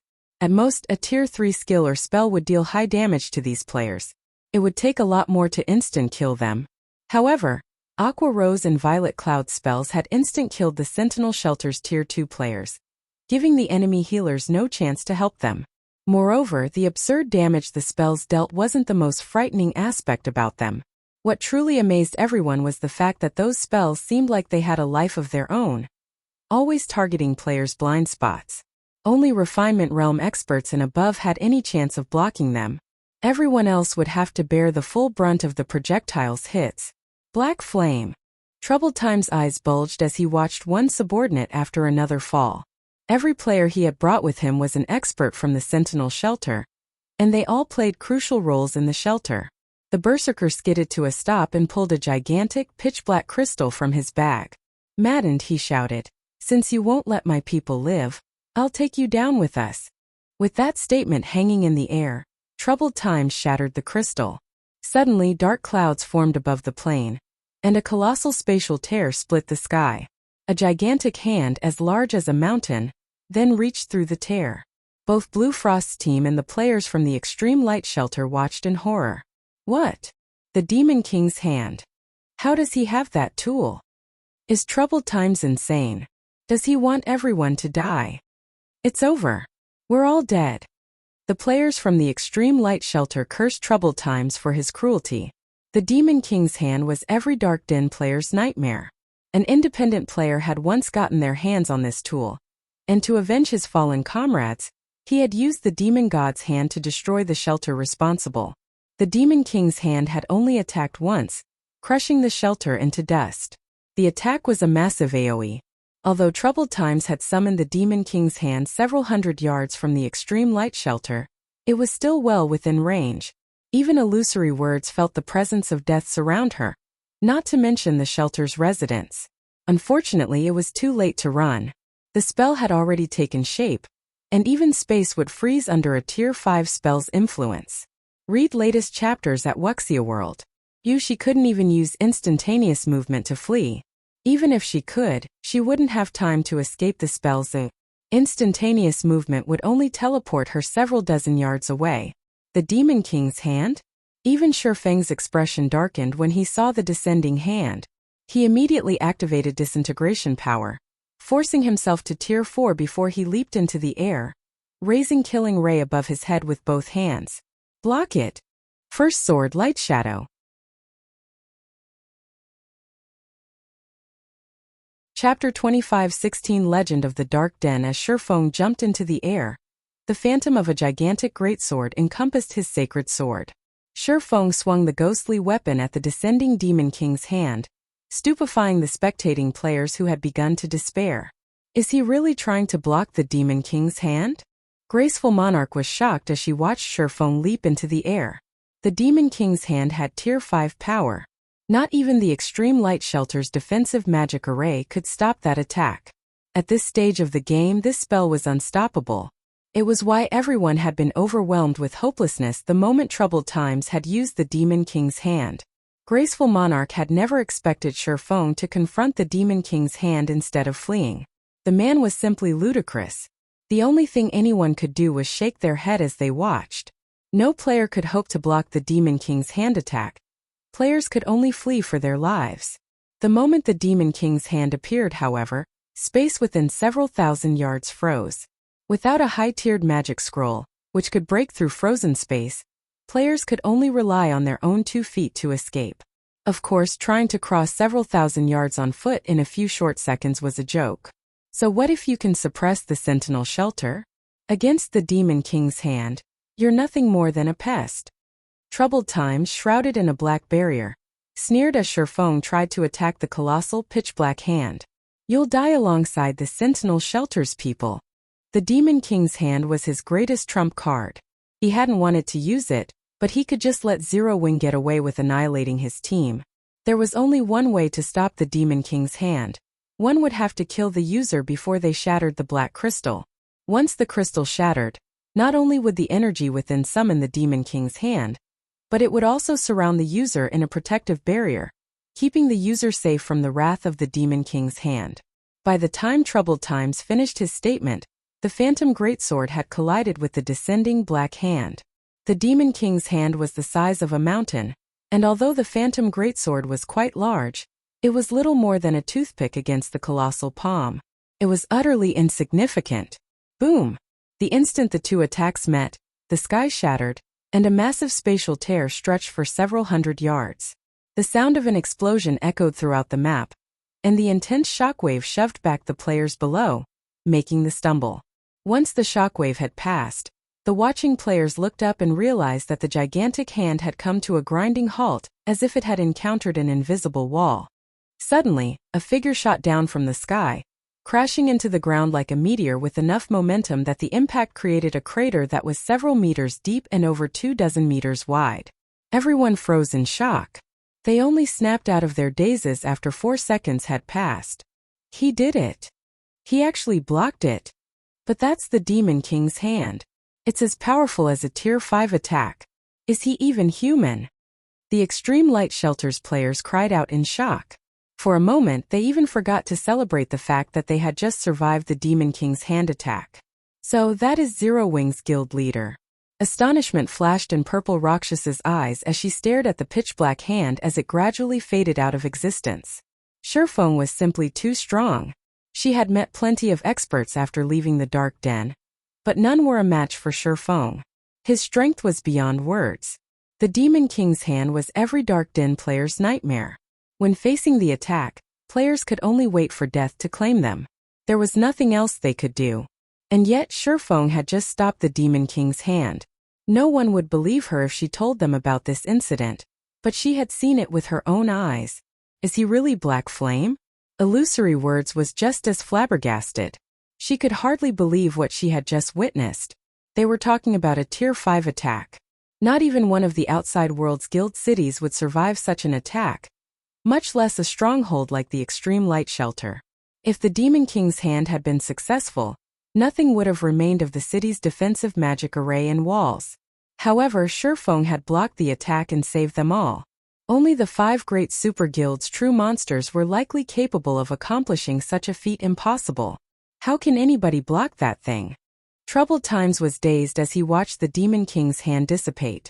His mind instinctively refused to accept the situation. A Tier 5 Demon King's attack could even vaporize Tier 4 players, much less Tier 3 experts. It shouldn't be possible for current players to block the attack. But no matter how hard the Berserker rubbed his eyes, he couldn't change the fact that the gigantic, pitch-black hand was fading away. It was obvious that the hand had exhausted the energy that had summoned it, and it couldn't sustain itself on this plane of existence. While everyone struggled with their shock and elation over the Demon King's hand's disappearance, a figure pulled itself from the massive crater in the middle of the battlefield. It was none other than Shifeng, who had intercepted the attack. He was clearly in a miserable state. Not only was he heavily injured, but he also had less than 10% of his HP remaining. The sacred sword in his hand trembled violently as if crying in agony. He's not dead. He survived. How high are his defense and HP? Everyone's jaw dropped when they noticed Shifeng emerge from the crater.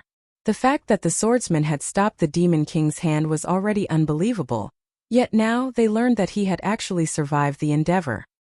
He had just taken on a Tier 5 attack, which was even powerful enough to severely injure Tier 4 mythic monsters if they took it head-on.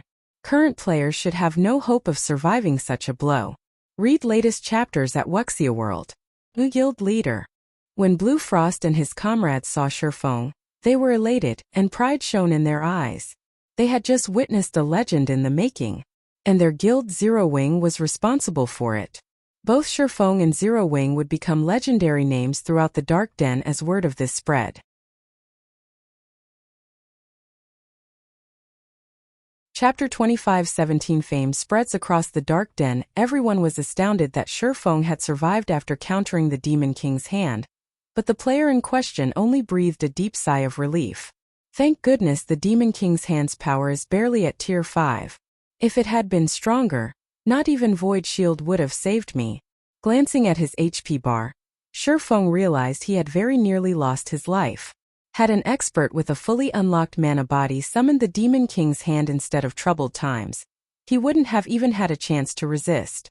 In God's domain, magic tools' effects varied depending on the state of a player's mana body. When a player with a locked mana body used a magic tool, its effects would be minimized, but if a player used their mana body's mana to activate a magic tool, they could elevate its power. If a Tier 5 expert had used the Demon King's hand, they would have likely boosted its power to the peak of Tier 5. Fortunately, Troubled Times hadn't unlocked his mana body's full potential yet. With his disintegration armor's help, Shifeng had forced himself to Tier 4, but his strength was nowhere near Tier 5, even after using Holy Annihilation's first sword. At best, his Light Shadow had peak Tier 4 power. To attack with Tier 5 strength, he'd have to master the second sword, Holy Devour. A large part of the reason for his miserable state was the fact that he hadn't yet perfected Light Shadow. Although he still wouldn't have wielded Tier 5 power even if he had perfected the technique, pushing it to its limits. It only would have saved him from most of the damage he had suffered in countering the Demon King's hand. But that counterattack was his current limit. Even after forcing himself to Tier 4, executing Light Shadow perfectly was practically impossible. Mana techniques weren't like combat techniques. They focused on mana manipulation. With a combat technique, the stronger a player's physique was, the easier it would be to execute. In other words, higher-tiered players had an easier time using their combat techniques. However, the opposite was true for mana techniques. The higher-tiered a player was, they would have access to more mana to control. And as a result, controlling mana became more difficult as players reached higher tiers. Just using Light Shadow at Tier 4 had depleted more than half of his concentration. His consumption rate had been many times higher than when he used the technique at Tier 3. Since you're done, Commander Troubled, it's my turn. Shifeng snapped, shifting his gaze to the dazed berserker a short distance away. Shifeng hadn't been loud, but when the Sentinel Shelter's survivors heard him, their scalps went numb as fear overcame them. Even Troubled Time's instincts screamed at him to run, and he took an involuntary step back for each step Shifeng took toward him. This swordsman was monstrously strong. The man had actually survived a hit from the Demon King's hand. Troubled Times couldn't even imagine what he could do against Shifeng. Although he knew that Shifeng was on his last leg after countering the Tier 5 attack, and he could probably kill the swordsman with a normal attack, he was afraid. He was even terrified of trying. No one could guarantee that Shifeng didn't have another trick up his sleeve. Moreover, demon players paid a much greater price than human players when they died, especially demon viscounts like Troubled Times. The crowd only gasped as they watched. He can still fight in such a state? Graceful Monarch's mind was blown when she sensed Shifeng's aura, which was growing stronger, not weaker. Even she was confident that she could easily defeat Shifeng in his current state, not to mention the demonized Troubled Times. But when she looked at the swordsman as he slowly approached Troubled Times, her instincts warned her to flee. Black Flame, I surrender. But don't you dare assume that Sentinel Shelter will just give up. It won't be long before our shelter takes Shelter One for our own. Troubled Times growled, mustering some courage. The berserker then pulled an ancient, silver magic scroll from his bag, and activated it without hesitation. The spell immediately rent space before him. Rather than an endless void, however, players saw a burning forest within the tear. They also caught glimpses of a city enveloped in darkness among the burning trees. A boundary breaker scroll? Shifeng was slightly surprised to see the spatial tear. He had never thought Troubled Times would have such a precious scroll. The Boundary Breaker Scroll was one of God's Domain's super rare ancient magic scrolls. As long as one had a location's coordinates, they could teleport to that location from anywhere in the game, even from another world or continent. The scroll would even prove effective in frozen space. It was an invaluable tool that players could even use to flee from Tier 5 monsters. Players and powers in the past had even spent 5,000 gold on a single Boundary Breaker Scroll, and even then very few players had been willing to sell their scrolls. Just you wait, Black Flame. The next time we meet, your shelter one will fall. Troubled Times promised, sneering at Shifeng. He then jumped through the spatial tear, vanishing from the dark Denver. Every player from the Extreme Light Shelter and Blue Frost's team was stunned. None of them had expected Troubled Times to escape after his ruthless rambling. Moreover, he had fled without a second thought. Troubled Times was known for his courage in the dark Denver. If he had the slightest chance of victory, he'd continue to fight to the bitter end. And yet, was that really Troubled Times? His reaction wasn't unusual. If I were in his shoes, I would have fled from the guild leader as well. Not even a Demon King's hand could defeat Black Flame. What could Tier 3 players like us possibly do to him? Black Flame is amazing. With a guild leader like that, Zero Wing will never have to worry about its development.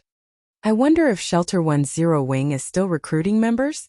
If it is, I'm definitely applying. After a brief moment of silence, a commotion erupted throughout the Extreme Light Shelter as everyone discussed Troubled Times' escape. They also expressed their admiration for Shifeng, and quite a few players, who had been developing in the shelter for some time, began to consider moving their bases to Shelter 1 and joining Zero Wing. Shifeng's presence was even more than enough to deter superpowers from attacking Shelter 1. Furthermore, Shifeng wasn't Zero Wing's only monstrously strong player. If they could learn from these monsters, they'd quickly grow stronger. He still got away in the end? Blue Frost frowned as he watched the spatial tear disappear. Read latest chapters at Wuxia World. Although he was surprised with how decisively Troubled Times had fled, the man's actions had been well within reason. Shifeng's strength had just been that astonishing. There was nothing surprising about how much Troubled Times feared Shifeng, going so far as to run, even knowing that Shifeng had almost no combat power remaining. While almost everyone viewed Troubled Times' ruthless promise as nothing more than an attempt to salvage his reputation, Blue Frost knew that he hadn't been joking. The Dark Den offered demon players an unimaginably advantageous environment, and now that Troubled Times had seen the depths of Zero Wing's strength, he would be absolutely confident of overcoming the guild the next time he attacked. Moreover, the fact that the Berserker had used one precious tool after another proved that a great power supported the Sentinel Shelter. If they didn't deal with this properly, Shelter 1 would face true danger. Escape? Do you think you can flee from me so easily? Shifeng chuckled as he watched the spatial tear finally close.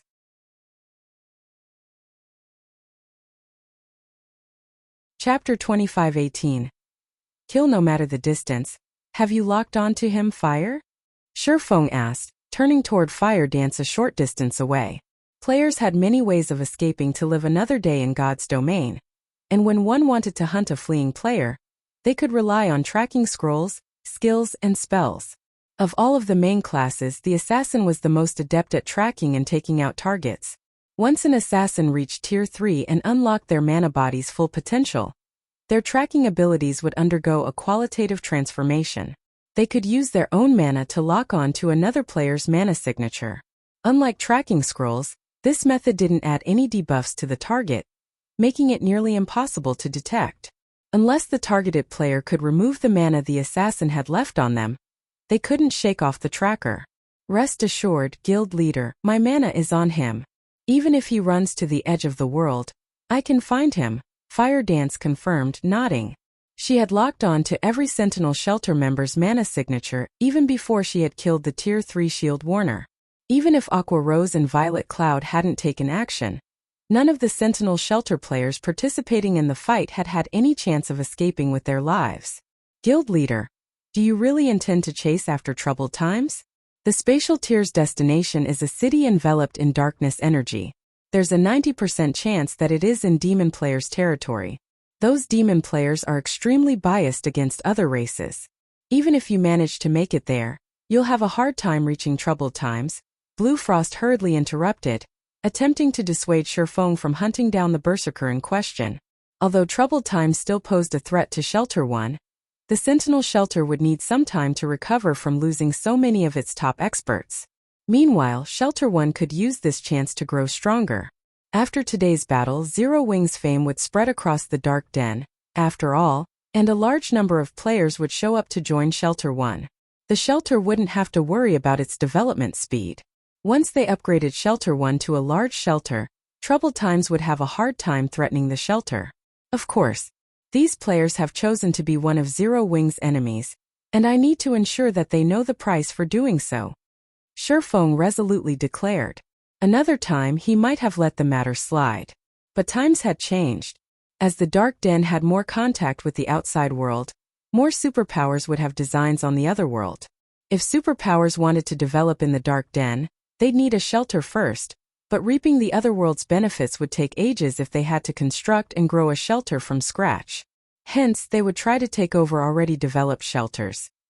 Now that the Sentinel Shelter was the first power to target Shelter One, he had to teach them a lesson and use them as an example, showing other powers that Zero Wing was not to be provoked.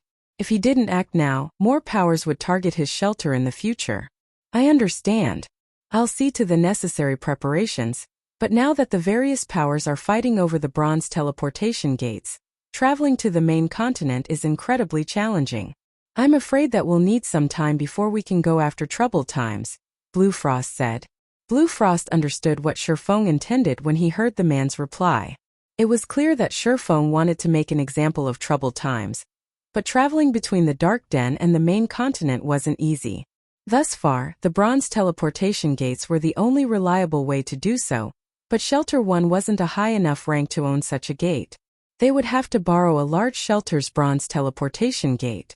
Unfortunately, these gates' available slots were limited, and most had already been distributed. Traveling to the main continent anytime soon wouldn't be a simple task. As soon as Blue Frost finished speaking, however, a crisp, pleasant voice interjected. Guild leader Black Flame, if you wish to visit the Demon City, I can help you with that. A horned eagle slowly descended from above, and the pleasant voice had come from none other than Illusory Words. You know where it is? Shifeng asked, surprise flashing in his eyes. He knew that demon players' territories were on the main continent, but they were akin to secret lands. Not only were they incredibly difficult to find, but their locations were also relatively unstable. Because of this, even the various superpowers had struggled to exterminate demon powers during his previous life. It would be more precise to say that I came from that city, Illusory Words said, smiling. If that's the case, what's your price? Shifeng asked. He doubted that Illusory Words would help him for free. The woman was one of Crimson Emperor's vice guild leaders after all, and although their two guilds weren't enemies, they weren't friends either. I don't need payment. Consider it Crimson Emperor's attempt to befriend Zero Wing. Illusory Words replied with a smile, shaking her head. All right. As long as Crimson Emperor doesn't provoke Zero Wing will avoid clashing with Crimson Emperor, Shifeng agreed with a nod. I'll have to thank you then, Guild Leader Black Flame. I will report this to my superiors later, Illusory Words said. She breathed a sigh of relief the moment Shifeng agreed to her proposition. Before you go there, however, I must warn you. Demon's Heart, an up-and-coming dark guild, rules over that demon city.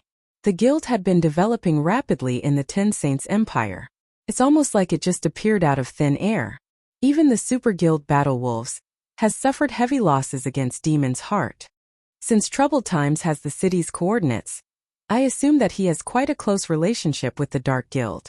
That demon city happens to be Demon's Heart's main headquarters. Demons control the entire map, in fact. The demonic residents target and attack any non-demon player they find. You should avoid exploring too much of the map if you wish to slay Troubled Times. While Illusory Words had explained the situation, Blue Frost, who had initially approved of the hunt, revealed a grim expression. They might not have had an issue if Troubled Time's relationship with Demon's Heart had been only on the surface, but it'd be a different story if he were close with the Dark Guild. Even super guilds had a headache when it came to Demon's Heart. If Troubled Times hid within the Dark Guild's headquarters, trying to hunt him down would be suicidal. Demon's Heart? So that's why he was so confident. Realization dawned on Shifeng. Read latest chapters at Wuxia World. Demon's Heart had been one of the 6 great dark guilds in God's domain during his past. The entire guild consisted of demon players, and although it didn't have as many players as other superpowers, every member had extraordinary combat power. Ordinary players had had no chance against them.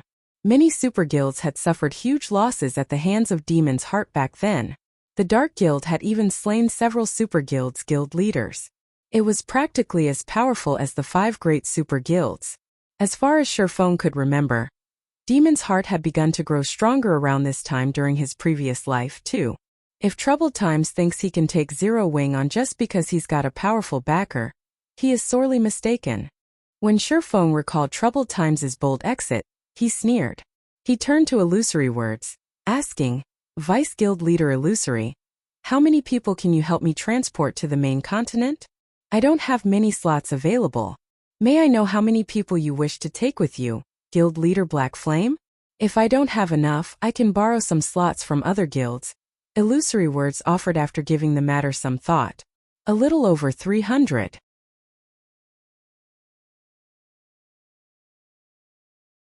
Chapter 25:19. Descending toward demon territory over 300? Illusory Words could not help but be stunned when she heard how many players Shifeng planned to take with him. As far as she was concerned, Shifeng would be lucky to take 20 experts with him. They were talking about infiltrating demon territory after all. Not only did powerful monsters wander the map, but there were also many powerful demons and demon players in the area. Human players wouldn't make it to the map without Demon's Heart's permission. Even Tier 3 experts would have a hard time surviving in the map. Once a human player was discovered, they'd be persecuted by an endless number of demon players. Meanwhile, one would have to be stealthy and wait for the opportune moment to strike if they wanted to slay a specific player in the map. Shifeng, however, wanted to take over 300 players with him on his hunt for Troubled Times. Evading detection in demon territory would be nearly impossible with such a large group. Are you not capable of transporting so many people? Shifeng asked when he noticed Illusory Words' astonished expression. Since he was heading back to the main continent, Shifeng couldn't leave the Hell Legion stuck in the Dark Denver. Moreover, he wanted to make an example of Troubled Times.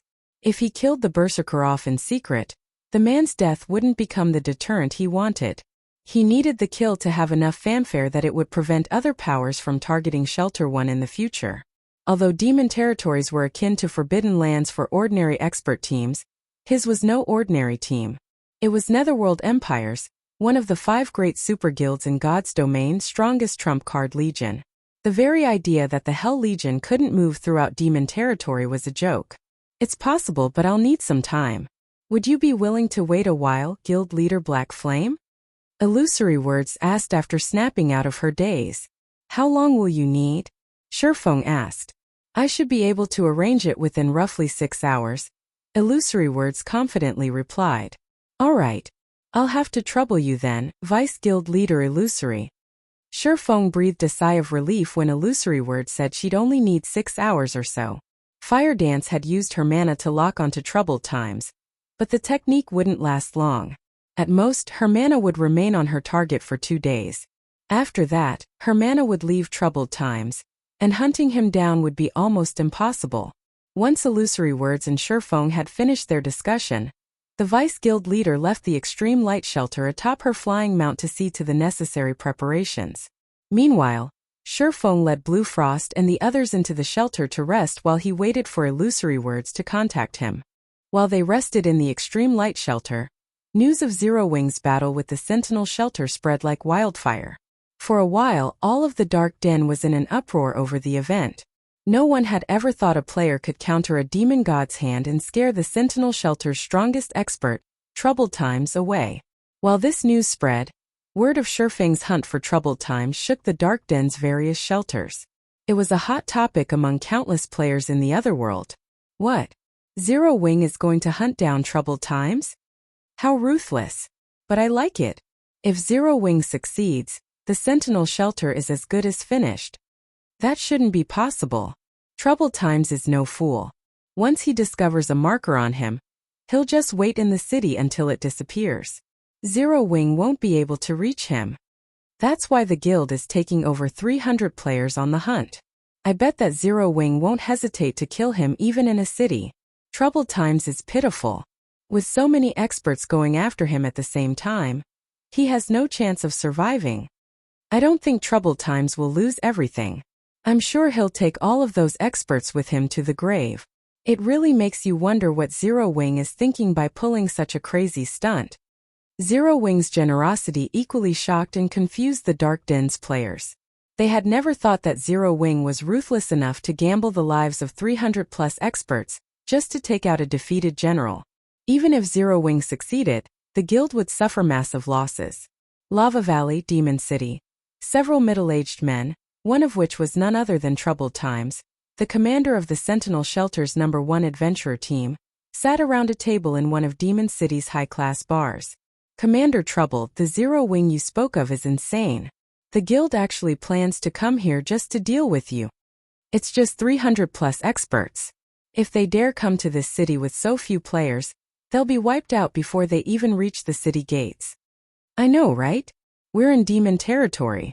Zero Wing's experts won't even get past the several large adventurer teams in the surrounding area. Even if they're lucky enough to make it here, Demon's Heart controls this city. Even dragons would have to lay low here. When the middle-aged men around Troubled Times heard this, they all laughed. The Sentinel Shelter was no match for Zero Wing in the Dark Den, but it would be a different story in Demon City. Even if Zero Wing's 300+ experts magically appeared in the city, they couldn't touch Troubled Times. Attacking a player in Demon City meant declaring war against Demon's Heart. Right, Elder Heart, when will Vice Guild Leader Light return? Troubled Times asked a level 108 Tier 3 Elementalist. Does he need anything of me? The Vice Guild Leader is currently meeting with an important person, so he told us to rest for now. He's already commissioned the city's large adventurer teams to deal with the Zero Wing issue. Rest assured. I doubt you'll even get to see Zero Wing's experts by the time this has been settled, the elementalist named Furious Heart replied, smiling. The city's large adventurer teams are getting involved? The news allowed Troubled Times to breathe a sigh of relief. Demon City's large adventurer teams wouldn't be able to harm Shurfeng in the outside world. At best, they might take out Zero Wing's other experts, but in demon territory, non-demon players were severely suppressed. They wouldn't be able to use their berserk skills. In other words, the terrifying berserk skill Shurfeng had used in the Dark Den wouldn't be available to him. Shurfeng would have to face a large number of demon players, and a few that had basic attributes on par with or greater than Troubled Times. While Troubled Times chatted with Demon's Heart's elders, a 5-meter-tall, space-time gate appeared in a volcanic region within the Lava Valley's outer area. Read latest chapters at Wuxia World. Numerous figures burst forth from the gate, and leading the group was none other than Shurfeng. I'm finally back. Shurfeng gave a rueful sigh when he felt the familiar mana around him. Sure enough, one can only fully exhibit their full strength in a familiar environment. He couldn't help but feel a little uncomfortable both on the mana-deficient Western continent and in the mana-rich Dark Denver. The instant he returned to his own continent, however, he felt his mana affinity improve. Everyone's through, guild leader. What should we do next? Blue Frost asked Shurfeng. He felt a little nervous around the Hell Legion's members, who had concealed their appearances under black cloaks. Good. Since everyone's here, it's time we pay Demon City a visit. Shurfeng declared with a grin. He then had Fire Dance lead the way toward Troubled Times.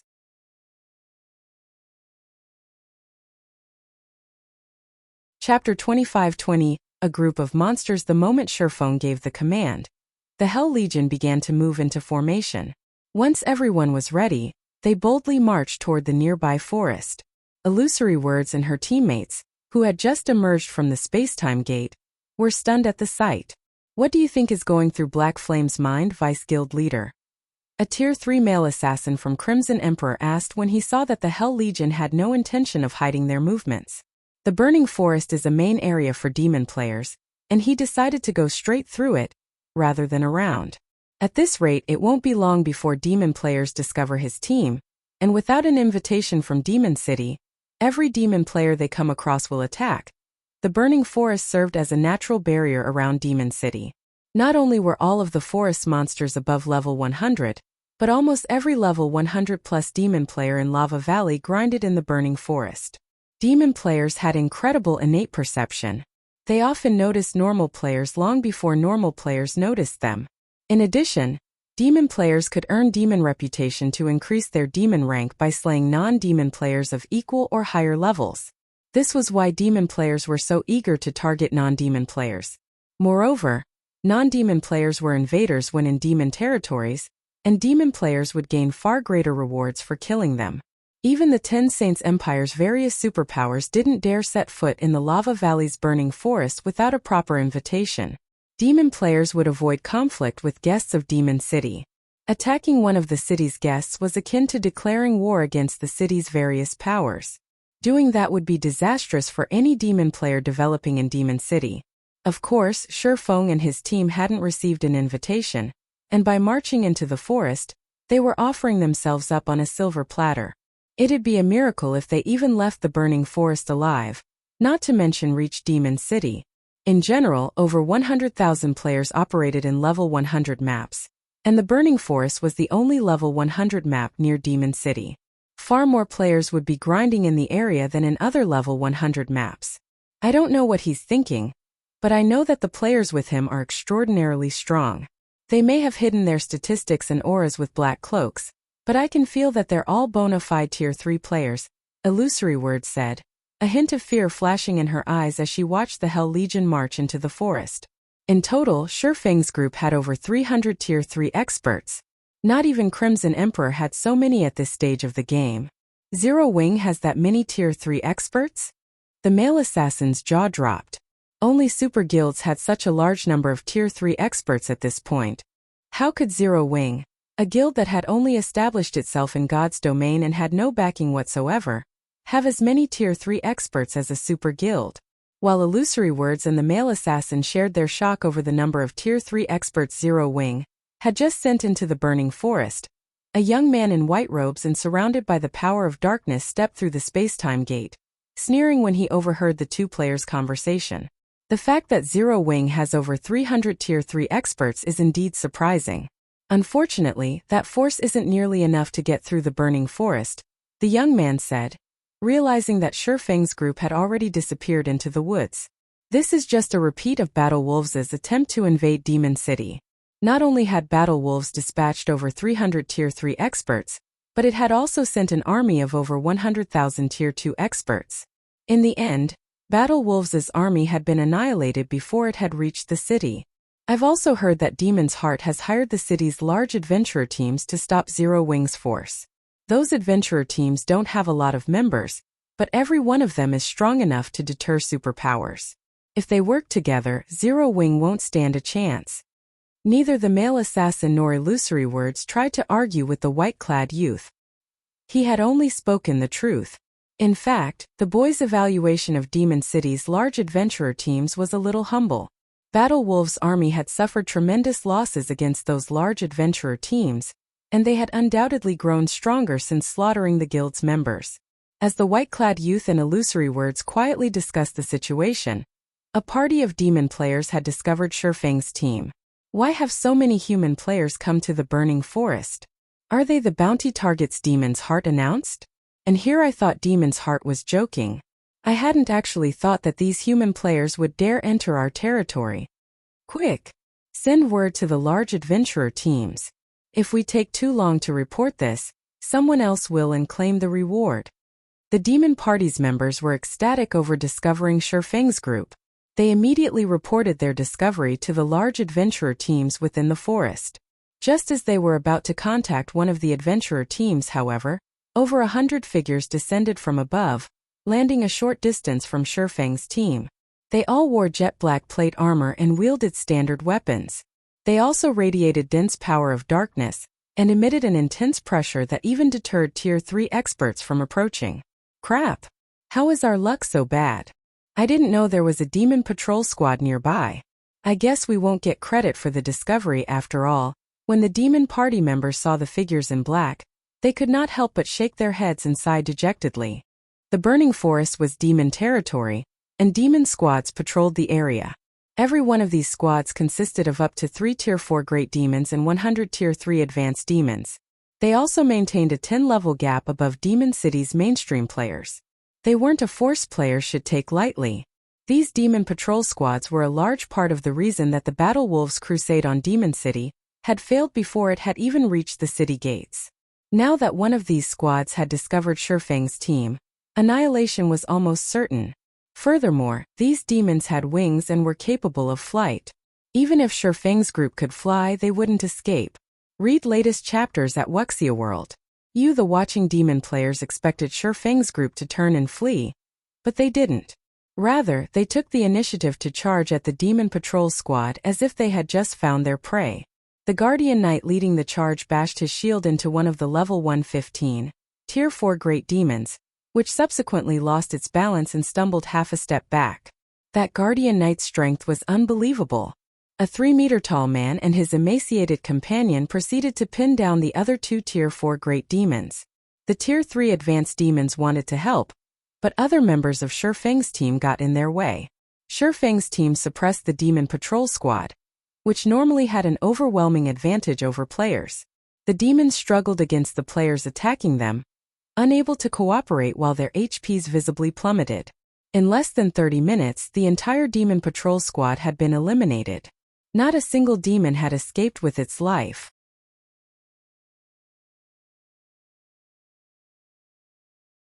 Chapter 25-21 Turmoil in the Burning Forest. As they watched the Demon Patrol Squad become nothing more than EXP for Shifeng's team, the demon players gaped in shock.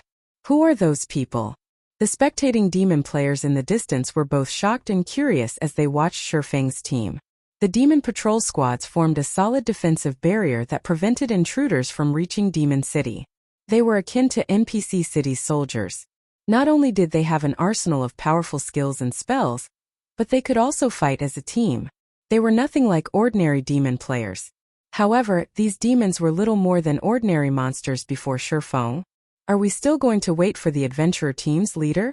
A level 105 Tier 2 Ranger asked, turning toward the Tier 3 assassin that led their party.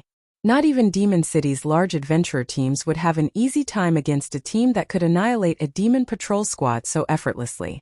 Otherwise, those adventurer teams wouldn't share much of their spoils with an ordinary party. Moreover, they'd have to risk their lives to keep an eye on Shifeng's team until the adventurer teams arrived. They were demon players and had far sharper senses than human players, but there was no guarantee that they wouldn't be discovered. On the off chance that Shifeng's team noticed them, the consequences would be dire. The risk simply wasn't worth the reward. Of course, Demon's Heart is offering extraordinary rewards. Even if we help kill one player and earn only 10% of the rewards, we'll still get a demon crystal.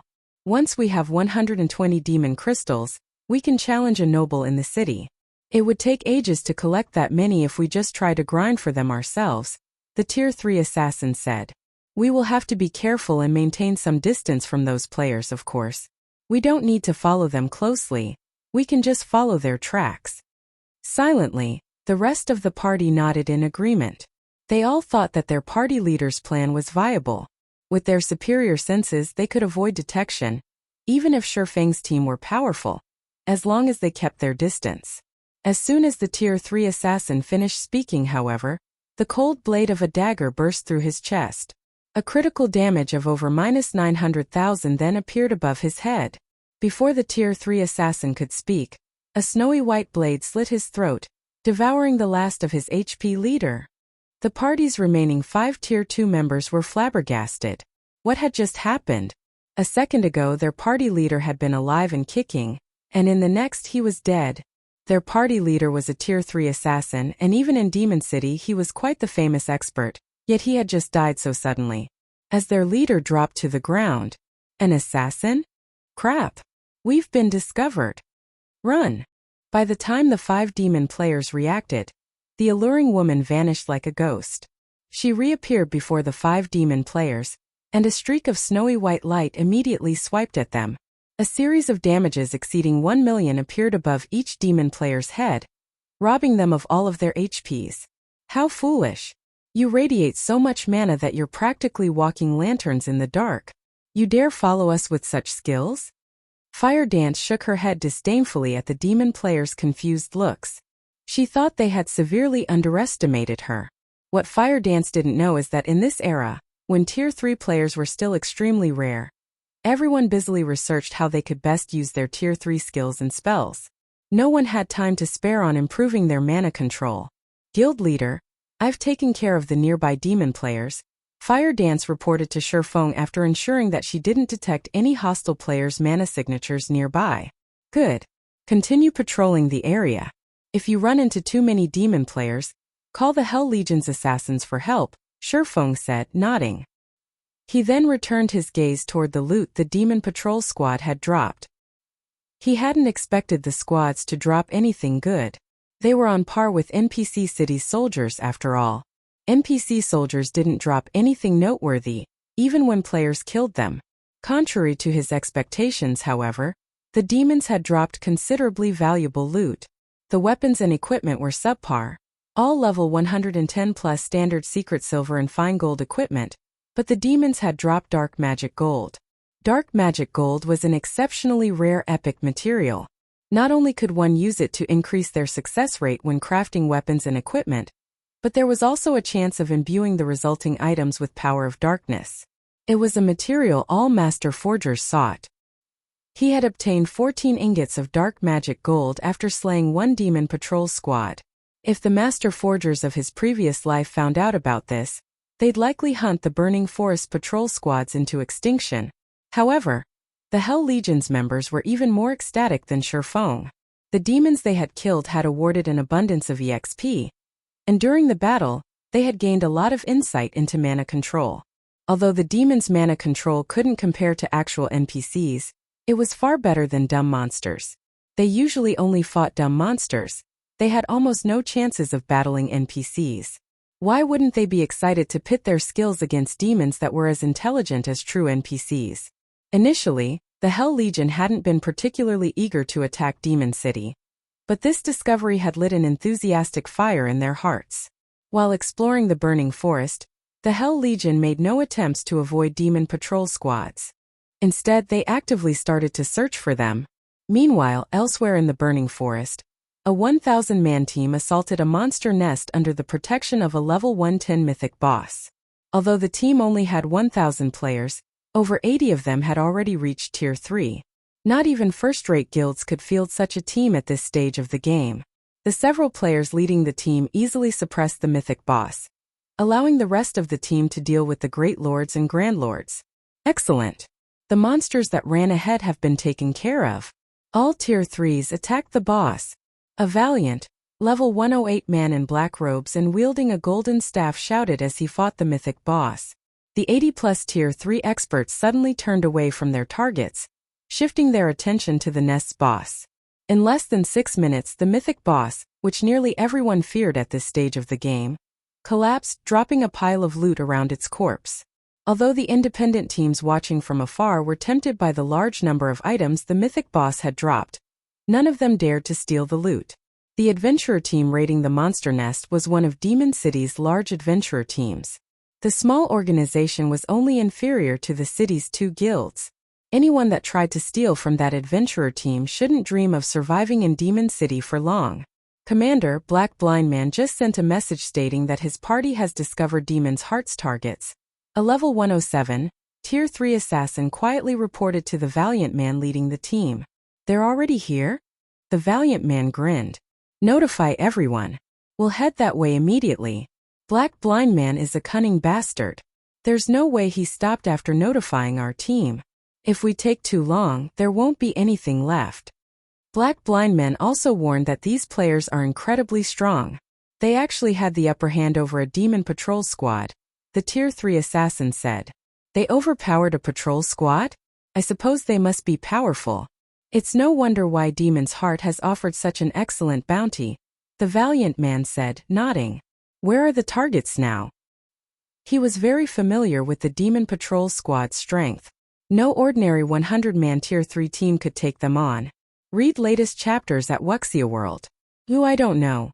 The Tier 3 assassin awkwardly replied. Didn't Black Blind Man follow them? The Valiant Man asked curiously. He was also very familiar with the player known as Black Blind Man. Not only was the man powerful individually, but he was also one of the top-ranked assassins in Demon City. There was no way Black Blind Man would forgo an opportunity like this. He's dead.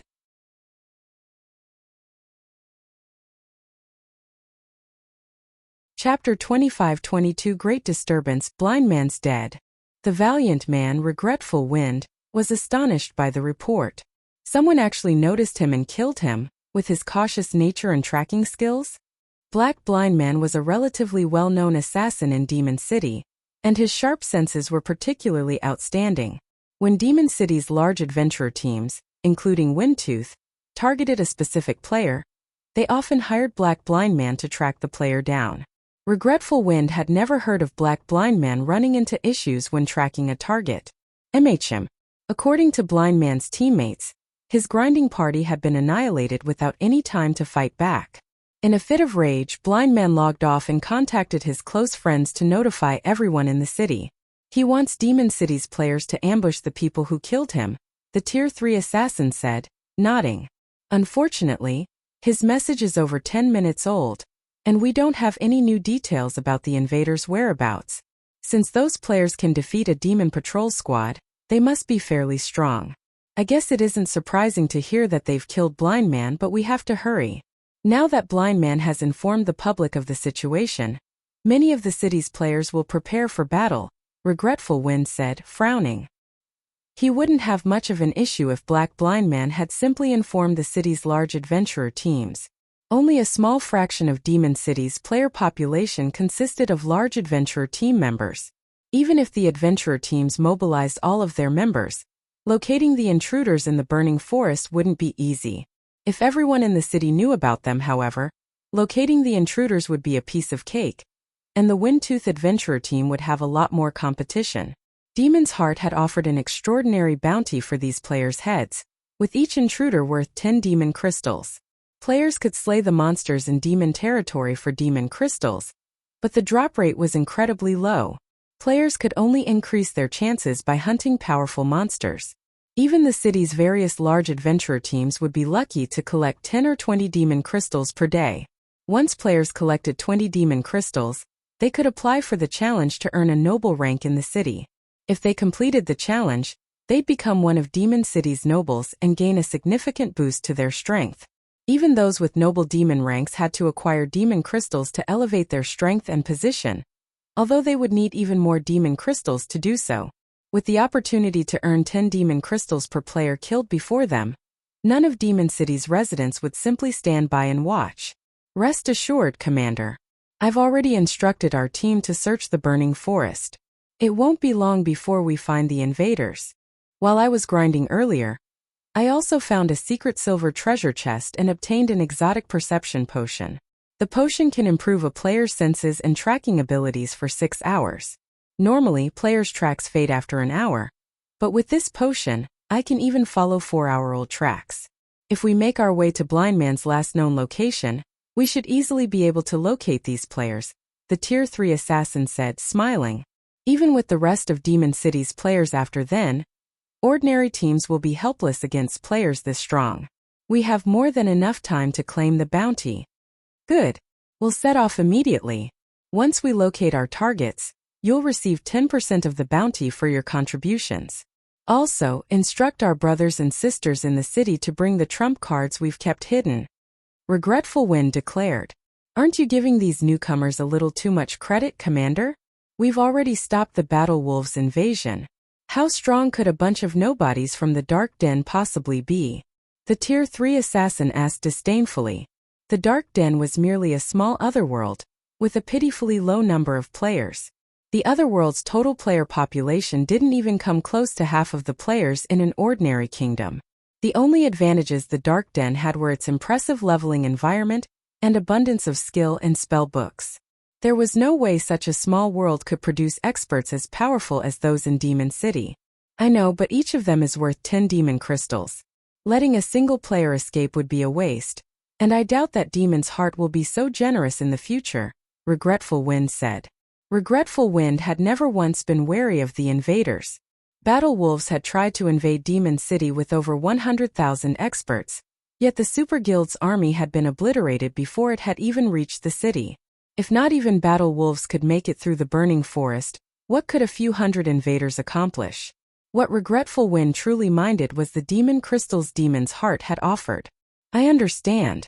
I'll notify our members in the city right away. The Tier 3 assassin then did as he promised. Meanwhile, a great disturbance had rocked Demon City. This is our chance to get rich. 10 demon crystals per person. We won't let anyone get in our adventurer team's way. The intruders have already appeared in the burning forest's outer region? Inform out nearby members immediately. We must find them before other teams do. Invader hunting team recruiting. Anyone who wants to earn demon crystals should apply quickly. As Black Blind Man's friends spread the word, everyone in Demon City was in a frenzy. Over 100,000 players rushed toward the burning forest like a bunch of madmen. When Troubled Times, who rested in one of the city's high-class bars, heard the news, his expression turned gloomy. He hadn't thought that Sherfong would actually come here.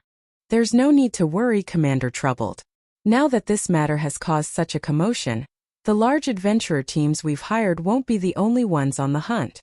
Medium adventurer teams are also on the move. Even if every super guild in the Ten Saints Empire worked together, they'd never get past so many experts. A man in silver armor tried to reassure Troubled Times when he saw the man's concern. That's right. Even if Zero Wing somehow manages to make it to Demon City, Demon's Heart is still waiting for them. We stand by your side. Zero Wing's efforts will be for naught, Furious Heart said. He thought that Troubled Times was worried for nothing. You shouldn't underestimate Black Flame, Troubled Times said. Of course, if everyone here tries to stop him, I doubt he'll accomplish anything. Troubled Times had seen the strength of Demon's Heart's elders personally. They were all true monsters, particularly Furious Heart. The man was only half a step away from becoming a count in Demon City, and was far stronger than Troubled Times, who had only recently become a demon viscount. Furthermore, demon players who had the viscount rank or higher received a strength boost while inside Demon City. While Demon City's players discussed Sherfong and his invading team, several thousand Windtooth members arrived in the burning forest's outer region. Commander, I've found traces of their battle, and the tracks are still fresh. They should be nearby, the masked, Tier 3 assassin excitedly reported as he examined the lingering traces Sherfang's team had left behind. Read latest chapters at Wuxia World. Lugood. Proceed according to plan, everyone. Regretful Wind commanded, instructing his team to prepare for battle. These players began to follow the Tier 3 assassin's lead while suppressing their auras to the best of their ability to avoid detection. As they followed Sherfang's tracks, they encountered Demon Patrol Squad corpses. 100, 200, 300. By the time Windtooth's members had crossed 3,000 yards, they had found more than 1,000 demon corpses, and the freshest had been from a patrol squad with over 200 demons.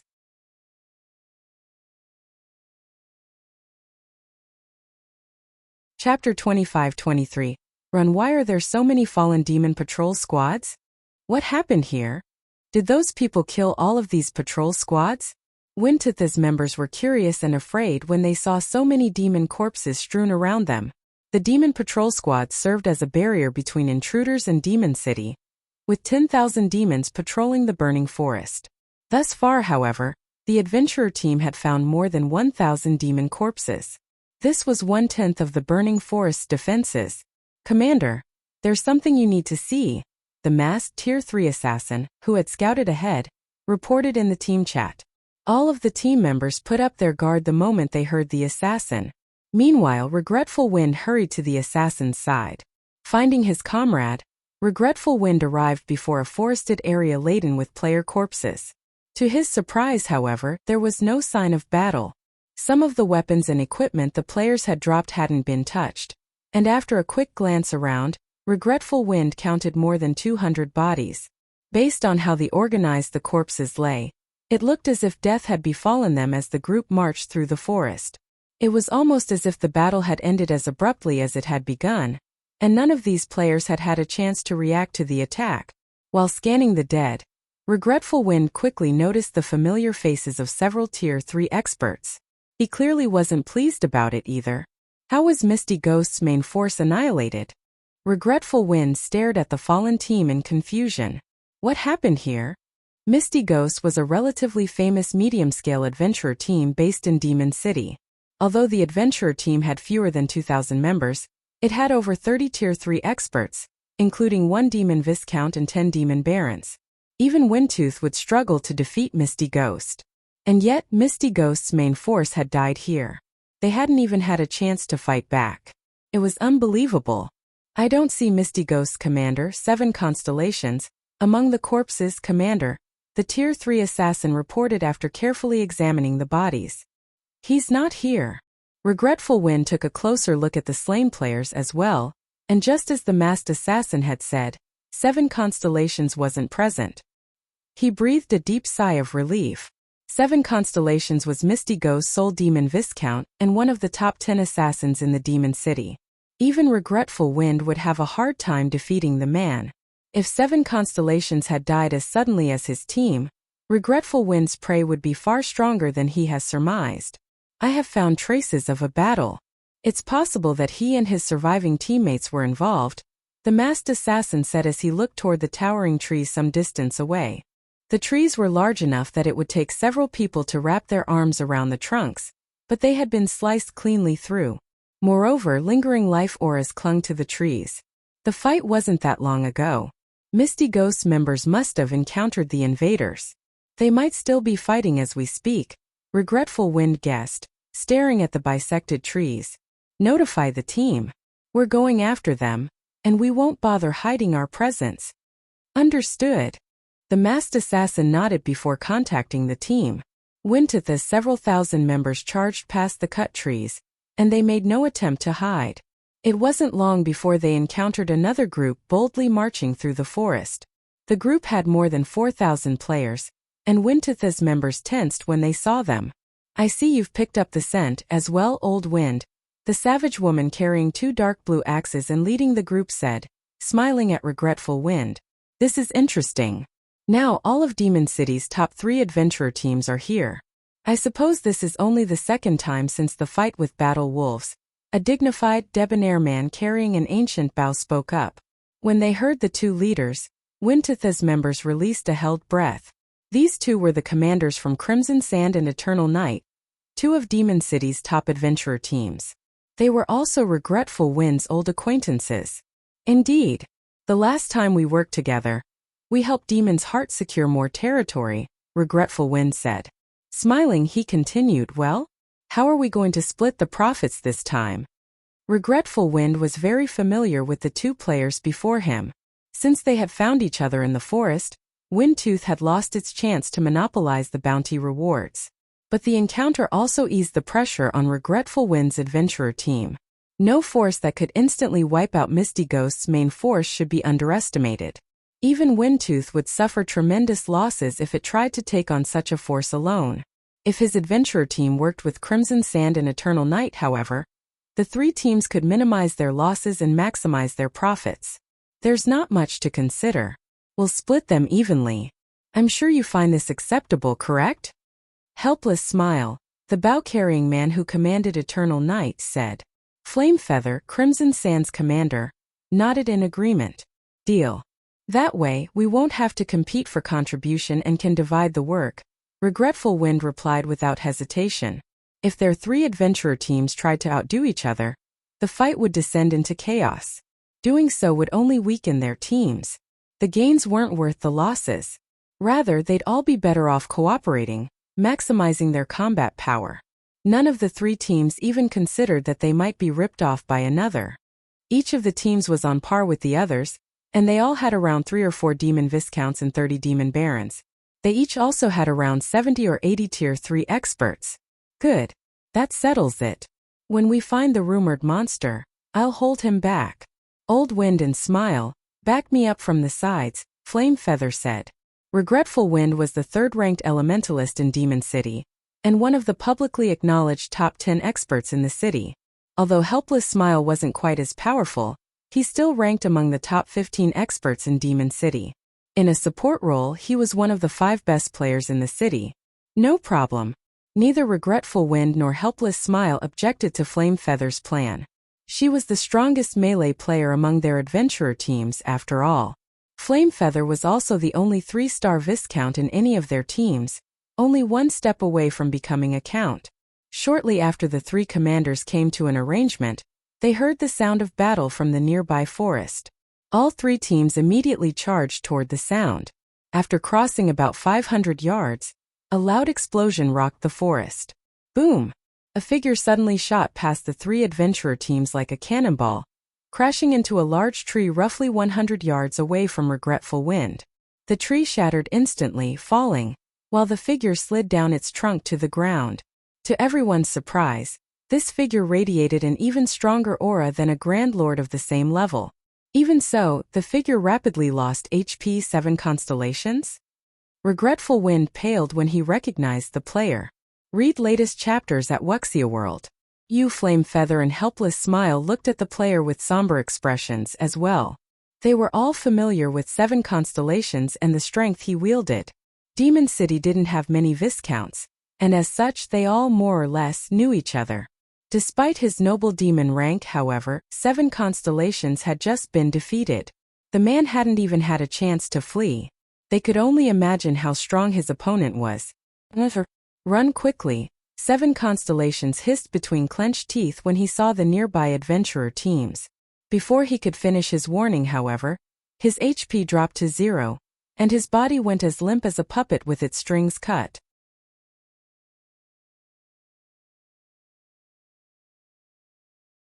Chapter 25-24. She is the monster? The 3 adventurer team's members were senseless when 7 constellations died. A monster, huh?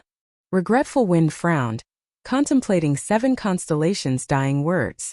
Demon Viscount stood at the apex of Demon City, and 7 constellations was an assassin, a class that boasted its survivability. And yet he had just died. Moreover, 7 constellations had warned their 3 adventurer teams away.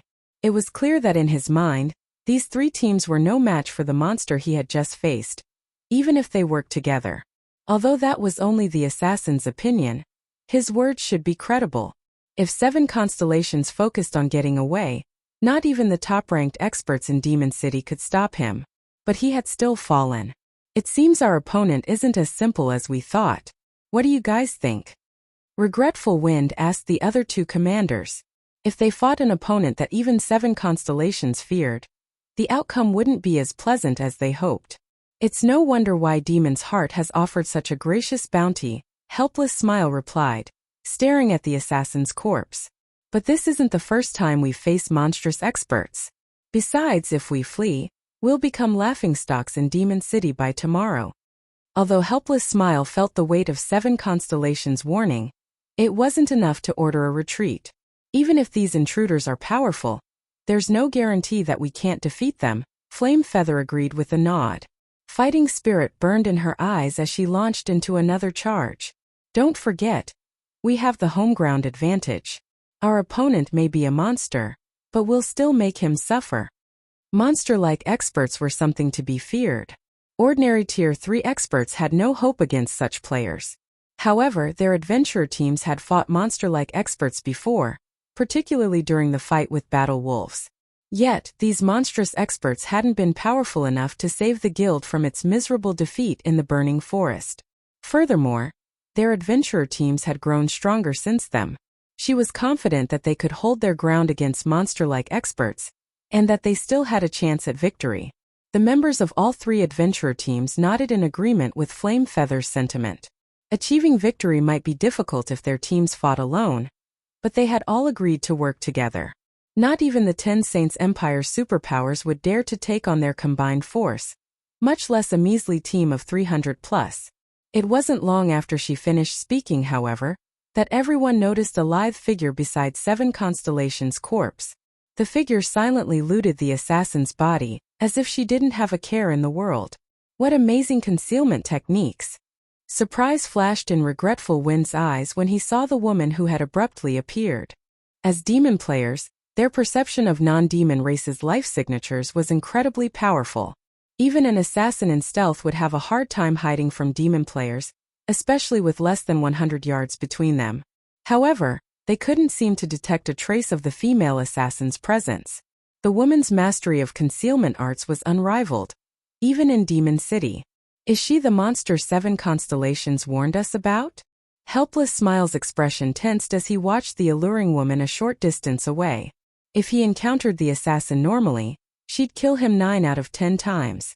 He finally realized more or less why 7 constellations had failed to escape. Interesting. I'm going to fight her, Flame Feather declared, her fighting spirit reaching its peak. She then activated demonification and charged at the female assassin, wielding her axes. As the only 3-star demon Viscount, activating her demonification would not only strengthen her physique by a large margin, but her basic attributes would also undergo a qualitative transformation. In her demon form, every action she took could transform the terrain around her. With just her Tier 2 demon charge, Flame Feather had bathed her surroundings in a sea of fire and shook space itself. Another ambush? Sensing Flame Feather charging toward her, Fire Dance stored the dagger she had just picked up from 7 Constellations' corpse and unsheathed the short sword hanging at her waist. In that case, I'll bury you alongside them. Fire Dance then swung 1,000 transformations through the empty air before her. Tier 3 skill Triple Flash. 3 streaks of black light shot toward Flame Feather, one after another and as fast as lightning. However, Flame Feather's enhanced physique allowed her to brandish her axes during her charge in turn. Tier 3 skill Demon Storm. Boom, boom, boom. A series of explosions echoed throughout the forest, and the powerful shockwaves knocked down trees while stirring dirt and debris into the air. Among the chaos, Flame Feather stumbled 3 steps back as a damage of over -50,000 appeared above her head. The difference between the two women's strengths was clear. What? Flame Feather was pushed back even in her demon form. The scene astonished Helpless Smile. He was perfectly aware of how powerful Flame Feather became after activating demonification. She was undoubtedly the strongest player among 3 adventurer teams. In her demon form, Flame Feather's Tier 3 skills were nearly as powerful as Tier 4 attacks. Yet she had just lost a competition of strength against this human assassin. Amazing. It's no wonder why 7 Constellations called you a monster and assumed that we're no match for you, Flame Feather said, the flame of passion in her eyes burning even brighter than before. She launched into another charge, continuing, if I were alone, I wouldn't be a match for you, but in this forest, I'm not your only opponent. Regretful Wind finished activating his demonification as Flame Feather finished her statement, and he began to chant an incantation. When he completed it, he slammed the butt of his staff on the ground, and a golden 2-fold magic array appeared under his feet. Tier 3 spell Earth and Roar. Suddenly, the earth beneath Fire Dance's feet burst, exploding with countless streaks of light. Meanwhile, Helpless Smile didn't waste time.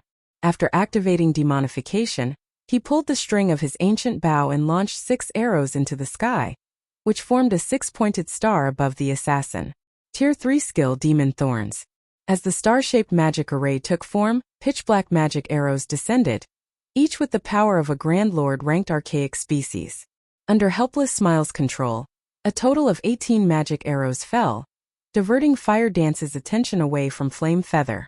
The nearby adventurer team members gaped, impressed by their commander's coordination. They had never guessed that those 3 would be so strong when they worked together. How was this still a battle between players? It was basically a fight between monsters. Not even Battle Wolf's monster-level experts could stop their 3 commanders when they cooperated. With attacks coming in from all directions, Fire Dance was forced to activate a life-saving skill. She immediately used shadow steps to appear behind Flame Feather, evading the countless streaks of light. She dodged most of the 18 magic arrows, relying on Wind Step's brief invulnerability to block 5 unavoidable shots. She then tried to block the 2 incoming axes with 1,000 transformations. Boom! Fire Dance didn't have time to use a skill to block the axes, filled with power of darkness in time, and as her short sword collided with Flame Feather's weapons, she was sent flying, losing 70,000 HP in the process. She didn't even have 1 million total HP, and the strike claimed a visible chunk. All hail the commanders! So what if she's a monster? She's still at a disadvantage against our commanders. The adventurer team members were ecstatic and overcome with pride to see one of their commanders dominate this monstrous assassin. The various superpowers monster-level experts were a nightmare for adventurer teams like theirs. Although their teams had defeated Battle Wolf's monstrous players, that had only been possible because of Demon's Heart's help. To be precise, their 3 adventurer teams had merely played a support role. However, their teams now had the strength to deal with monster-level experts too. Now that she's alone, we can't let her escape. Flame Feather shouted to Regretful Wind and Helpless Smile. Fire Dance was clearly the invader's cornerstone, and since she was alone, this was the perfect chance to take her out. If they could not defeat her, and she regrouped with her allies, dealing with her would prove far more challenging. Relax. I've already had people set up a spatial barrier. She might be an assassin, but she won't get away that easily. Regretful Wind replied, grinning. After witnessing the initial clash between Flame Feather and Fire Dance, Regretful Wind realized the importance of this battle. Hence, he had instructed his subordinates to set up a magic barrier before he had even joined the fight. He wanted to ensure that they could flee if they were no match for the assassin, and if they were, that they'd have an easier time taking her down. Although they now had the upper hand, killing a monster like Fire Dance wouldn't be easy, but with the magic barrier up, they could buy enough time to complete the task. Read latest chapters at Wuxia World. Even as Regretful Words finished his statement, a gigantic barrier rose around the battlefield, covering a 200-yard radius. 88 magical class players powered the array, and not even a Tier 4 mythic monster would find it easy to break out of. Good. Now she's dead. Flame Feather sighed with relief as the barrier took effect. A second after the magic barrier completed, however, an arc of blue lightning struck from a distance. Boom! Everyone heard the sound of glass shattering as the sturdy barrier disintegrated into particles of light. As the adventurer team's members looked around in confusion, a deep voice reached them from the distant forest. It seems you've taken good care of my companion, but since you're looking for a fight, let me join in.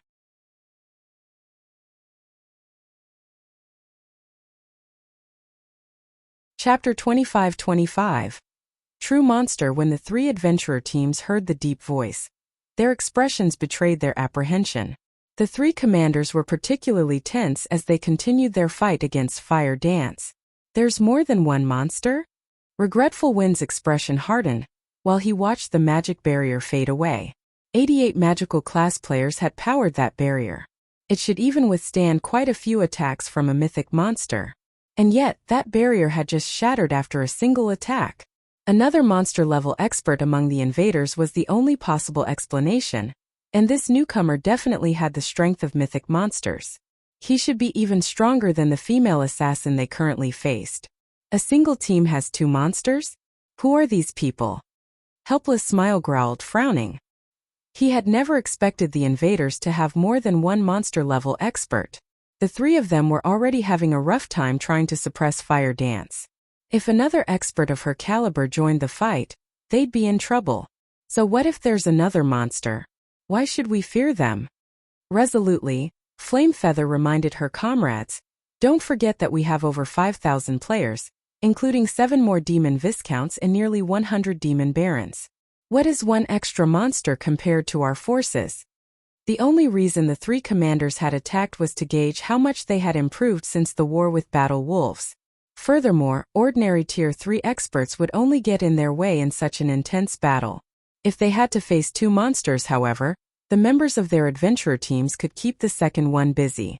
Even if their teams couldn't kill the other monster, they could buy enough time for the commanders to finish off Fire Dance. Eventually, their adventurer teams would secure victory, even if some of their members died. That's right. However, it seems we'll incur some losses in this operation, Helpless Smile said, nodding. He then gestured to one of his subordinates in the distance and said, Blue, lead our main force members to stop the other monster. Try to buy as much time as possible. Understood. The Tier 3 Shield Warrior, Blue Sea, responded. Mandala, take your group and go with them. Flame Feather ordered a Tier 3 Dark Druid on her team. Poison. I'm giving you command of our members, Regretful Wind shouted to the masked assassin named Poison Heart. If worst comes to worst, use that. Just make sure that you keep the second monster away from us for now. Are you sure that I can use it? Poison Heart instantly grew excited upon receiving permission from his commander. I promise.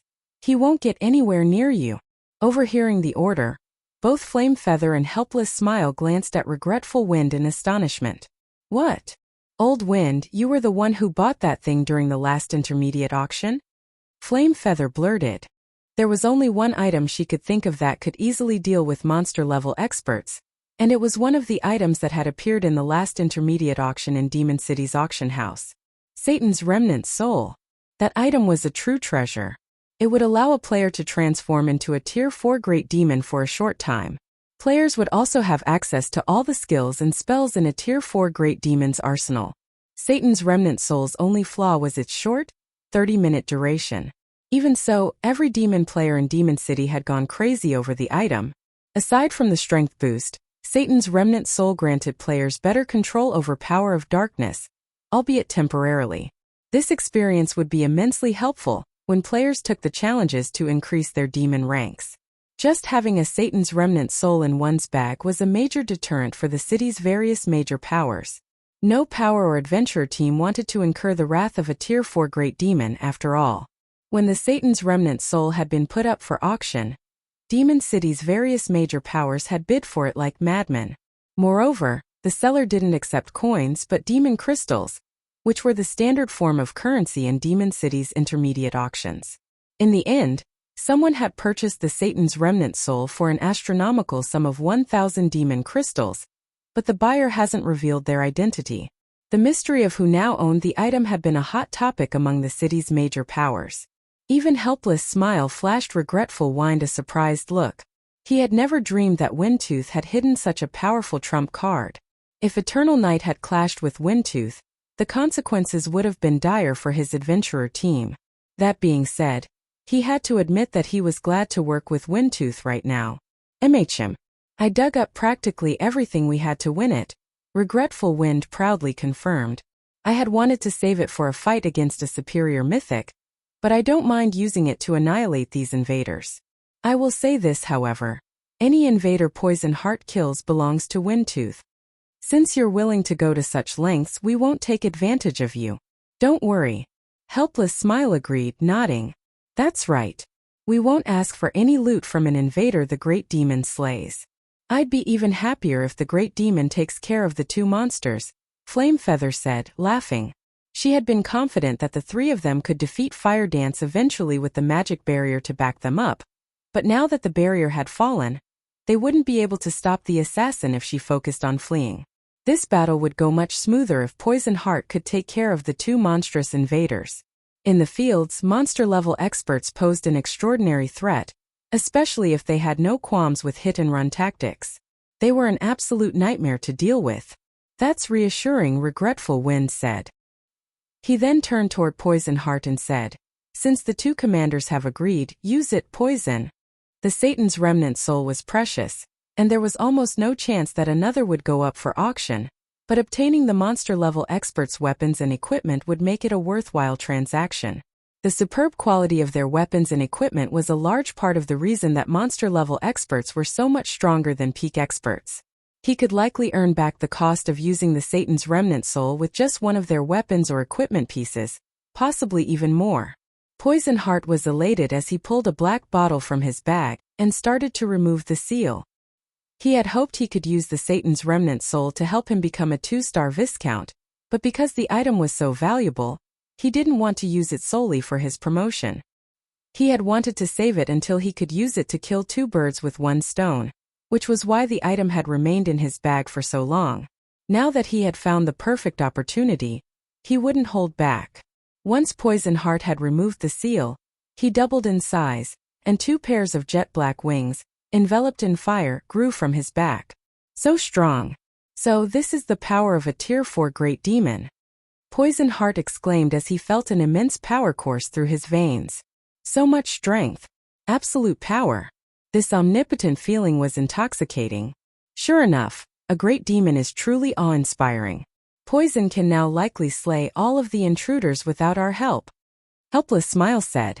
He couldn't help but feel a little jealous as he gazed at Poison Heart's new form and sensed the assassin's intense aura. Poison, I'll leave the rest to you. Remember, you need to finish this battle quickly. We won't be able to hold on for long. Regretful Wind shouted to his subordinate before casting another spell against Fire Dance. Leave it to me, Commander. I'll make sure they all die, Poison Heart declared. He flapped his wings and flew straight toward the source of the deep voice. He was so fast that the team's Tier 2 demon players didn't even have time to react. So fast. These invaders are dead now. The 3 adventurer team's members were astonished when Poison Heart vanished in the blink of an eye. Some of them even pitied Shurfang's team. Even working together, their teams wouldn't have been a match for Shurfang's people if they had attacked before the Battle Wolves Crusade. But after that fight, they had gained a bountiful harvest that had helped them undergo qualitative transformations. Now, with the great demon Poison Heart by their side, they were all confident that their teams could repel Battle Wolf's army by themselves, let alone a laughable team of 300+ experts. What a pity! It seems your companion is doomed, Flame Feather said, grinning as she brandished her axes at Fire Dance. I think you're the one that should pray for your friend. Fire Dance rolled her eyes at the other woman. I think you've misunderstood something from the very beginning. Misunderstood? And what would that be? Flame Feather asked curiously. I'm not responsible for killing that assassin. In fact, I hadn't even seen him before looting his body, Fire Dance said. I only came to collect the items. The 3 commanders immediately paled. What do you mean? You didn't kill 7 constellations? Read latest chapters at Wuxia World. Who, you're not the monster he was talking about? Regretful Wind, Flame Feather, and Helpless Smile simultaneously recalled 7 constellations dying monster. Run quickly. If Fire Dance hadn't seen the assassin before he died, she couldn't be the monster he had warned them about. But before the 3 commanders could respond, they heard a series of explosions from the nearby forest, and the ground under their feet shook violently. After a few seconds, a colossal figure flew toward them, slamming into a nearby tree and felling it. The figure was none other than Poison Heart, who had just flown toward the other monster-level expert a moment ago.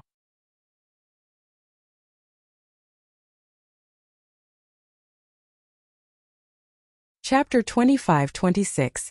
Despair of 3 adventurer teams, Poison. Regretful Wind was shocked when he saw Poison Heart's miserable figure lying at the base of the collapsed tree. Right now, the assassin was a bona fide Tier 4 being.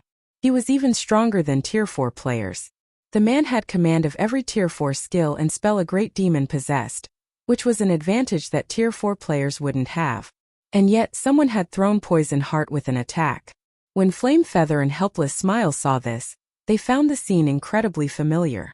They had encountered 7 constellations in the same way.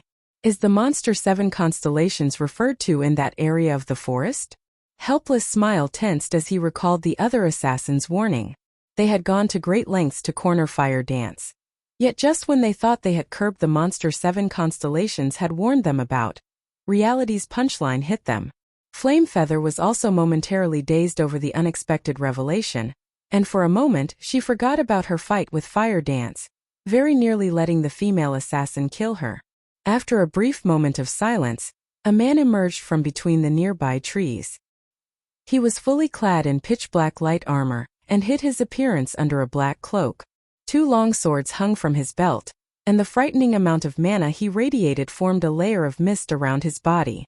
Within the burning forest he looked like the Grim Reaper, and everyone who saw him felt chills crawl down his spine. The 3 adventurer team's main force members, who had been prepared to follow Poison Heart into battle, glanced back at their commanders. None of them were sure whether or not they should try to confront this invader. If this man had even thrown Poison Heart, who had transformed into a great demon, they'd suffer an even worse fate. It was highly likely that they'd die instantly just like 7 constellations did. The mana he's radiating is practically even denser than Poison Heart's. Is he really just a Tier 3 player? Flame Feather exclaimed when she saw Shurfang. Although determining a player's strength by the mana they radiated wasn't possible, the more mana wafting from one's body, the stronger their skills and spells would be. They'd also have higher physical stats, and could more easily exhibit combat power beyond their limits. The amount of mana under his control was precisely the reason Poison Heart had felt omnipotent after reaching Tier 4. However, this Tier 3 swordsman commanded even more mana than Poison Heart did after his transformation. It was unbelievable. Could he have unlocked his mana body's full potential? Regretful Wind thought of a possibility as he sensed the immense amount of mana surrounding Shifeng. He couldn't think of any other reason that would let a Tier 3 player command so much mana. Is a fully unlocked mana body really this strong? Helpless Smile wondered, skeptical about Regretful Wind's guess. As demon players, unlocking their mana body's potential proved far more difficult than it was for human players because their body structure was completely different. Hence, Demon City's players hadn't paid much attention to their mana body's potential. They felt that raising their demon ranks was a better use of their time. Not even most great demons they came across had fully unlocked mana bodies. Demon players were also physically stronger than humans, and they controlled more. They simply didn't need to go to the trouble of unlocking their mana body's potential. As long as they raised their demon rank, they were more than powerful enough to suppress human players. But Helpless Smile had never dreamed that human players with fully unlocked mana bodies would be this strong. The amount of mana Shifeng controlled was enough to give him goosebumps. It was easy to imagine how powerful the swordsman's skills and spells would be. This isn't worth the trouble. Demon's Heart didn't offer nearly enough demon crystals for us to take on a monster like that. As Regretful Wind watched this Grim Reaper approach, he inwardly cursed the Dark Guild. If he had known that he'd have to fight a monster like this swordsman, he never would have led his team here. Even if they managed to defeat Shifeng, it would be a Pyrrhic victory. 3,000 plus demon crystals wouldn't even come close to compensating their losses. What are you afraid of? He's just one person. There's a limit to his stamina. Poison didn't even take that much damage. We can definitely wear him down if our main force members work together. As long as we defeat this assassin, we can take our time with the swordsman. Flamefeather shouted when she realized that the 3 adventurer team's main force members were cowering in fear. Her insistence snapped the main force members out of their daze, and they trusted that the commander was correct. Regardless of how powerful a player was, there was a limit to one's stamina. Shifeng was merely one person. No matter how strong he was, he couldn't kill them all. Aside from the 100 or so demon barons, they had over 5,000 demon experts with them. Their teams were more than capable of whittling Shifeng down. That's right. So what if he is strong? We still have a great demon on our side. We can just keep healing Poison Heart, and that guy won't be able to stop us. Kill him. His weapons and equipment will only strengthen our adventurer teams. Fighting spirit burned within the adventurer team's members, and they immediately moved into formation, slowly approaching Shifeng. No, run. Everyone get out of here. Poison Heart, who had just recovered from the crash, shouted, panicking as he watched his comrades move toward the human swordsman. They all turned toward the assassin, confused by the warning. They couldn't understand what he was trying to do. Did the man hit his head that hard? He's not alone. There's an entire team of monsters in those trees. Poison Heart hurriedly added. Before anyone could react, new figures began to appear behind Shifeng. The new arrivals concealed their levels and appearances under black cloaks, but their auras were horrifically intense. The several players leading the group had such a powerful combined aura that the adventurer team's members felt stifled. They felt even stronger than Grand Lords of the same level. Damn it! How is this possible? The blood drained from Regretful Wind's face when he saw the Hell Legion. Everyone retreat! Retreat immediately! Both Fire Dance and Shifeng had suppressed their auras, so Regretful Wind hadn't been able to tell how strong they were. He could only guess based on his instincts and the mana they radiated.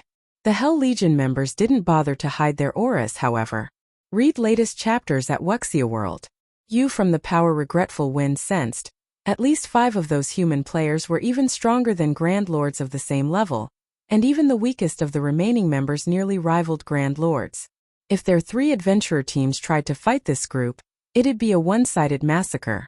Hearing Regretful Wind's order, the stunned adventurer teams snapped out of their daze and fled in all directions like a flock of startled birds. Damn it! Run! Flamefeather did the same, fleeing the moment she saw Hell Rush and his companions. As she ran, a deep hatred for demons' heart blossomed in her chest. What a joke. The enemy team had at least 6 monster-level experts, and more than 300 of them could rival Grand Lords of the same level. This was no longer a force that Demon City's powers could take on individually. They'd only have a chance of defeating these intruders if they gathered all of the combat power in the city. Anyone that tried to fight these human players on their own would be digging their own grave. Escape? Don't you think it's a little late for that? When the 3 adventurer teams began to flee, Shifeng turned to the Hell Legion and growled, "Kill them. Leave none alive."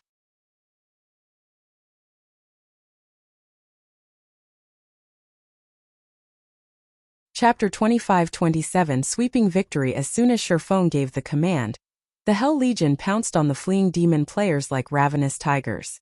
Although demonized players' physiques and basic attributes were superior to ordinary human players, and they could run much faster than humans, the Hell Legion's members were among the best in Netherworld Empire. Moreover, they had some of the best equipment available in God's domain at this stage of the game.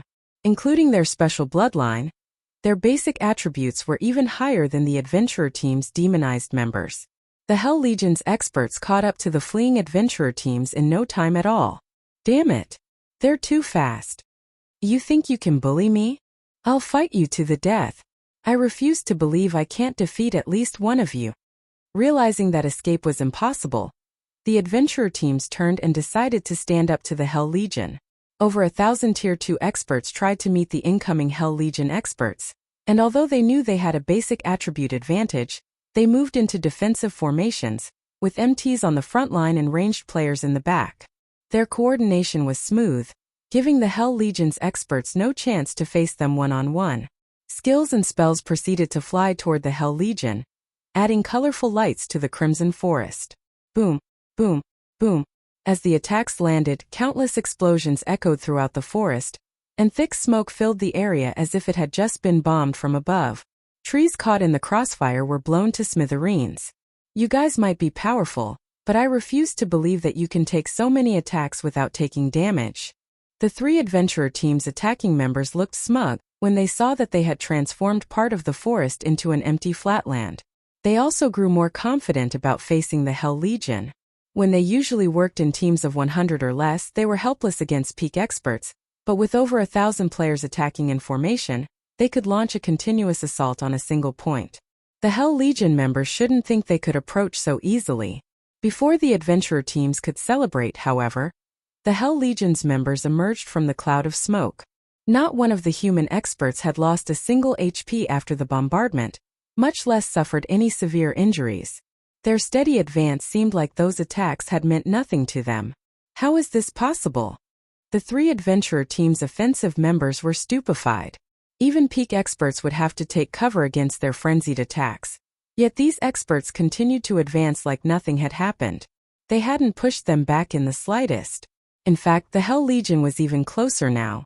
The adventurer team's main force members, who had long since fled, shook their heads at the scene. How can anyone think those experts would be so easy to defeat? Players that hadn't yet reached Tier 3 simply couldn't understand how terrifying Tier 3 players were. That bombardment wouldn't even have damaged the adventurer team's Tier 3 players, much less the Hell Legion. With the extraordinary physique and basic attributes Tier 3 players had at their disposal, evading most Tier 2 players' skills and spells was a piece of cake. Even if they couldn't dodge the more flexible and accurate attacks, they could block them. Without tremendous power, Tier 2 players would have an incredibly hard time dealing damage to a Tier 3 expert. At worst, they'd only lose some stamina and concentration. In an instant, the Hell Legion's experts arrived before the adventurer team's frontline MT's streaks of light struck the MT's vitals, dealing hundreds of thousands of damages and plundering all of the MT's HPs. From afar, it looked like the MTs had been cursed as they fell, one after another. Over 1,000 experts from the 3 adventurer teams had fallen in just a dozen or so seconds. The remaining players who had pondered staying for the fight gasped. They had already known the difference between the 2 sides' combat power was massive, but they had never dreamed that it would be this huge.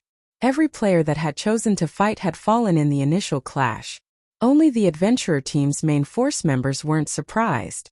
In truth, the Hell Legion didn't just have incredible basic attributes.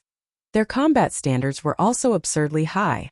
Unlike Shurfeng and Fire Dance, the Hell Legion's experts made no attempt to hide their combat standards, which made it easy for the main force members to notice. Meanwhile, from what they could tell, even the weakest human player of the team had reached the Flowing Water Realm, while most of the Hell Legion had reached the Void Realm. The three adventurer teams' commanders had only recently reached the Void Realm, and none of their teammates had caught up to them.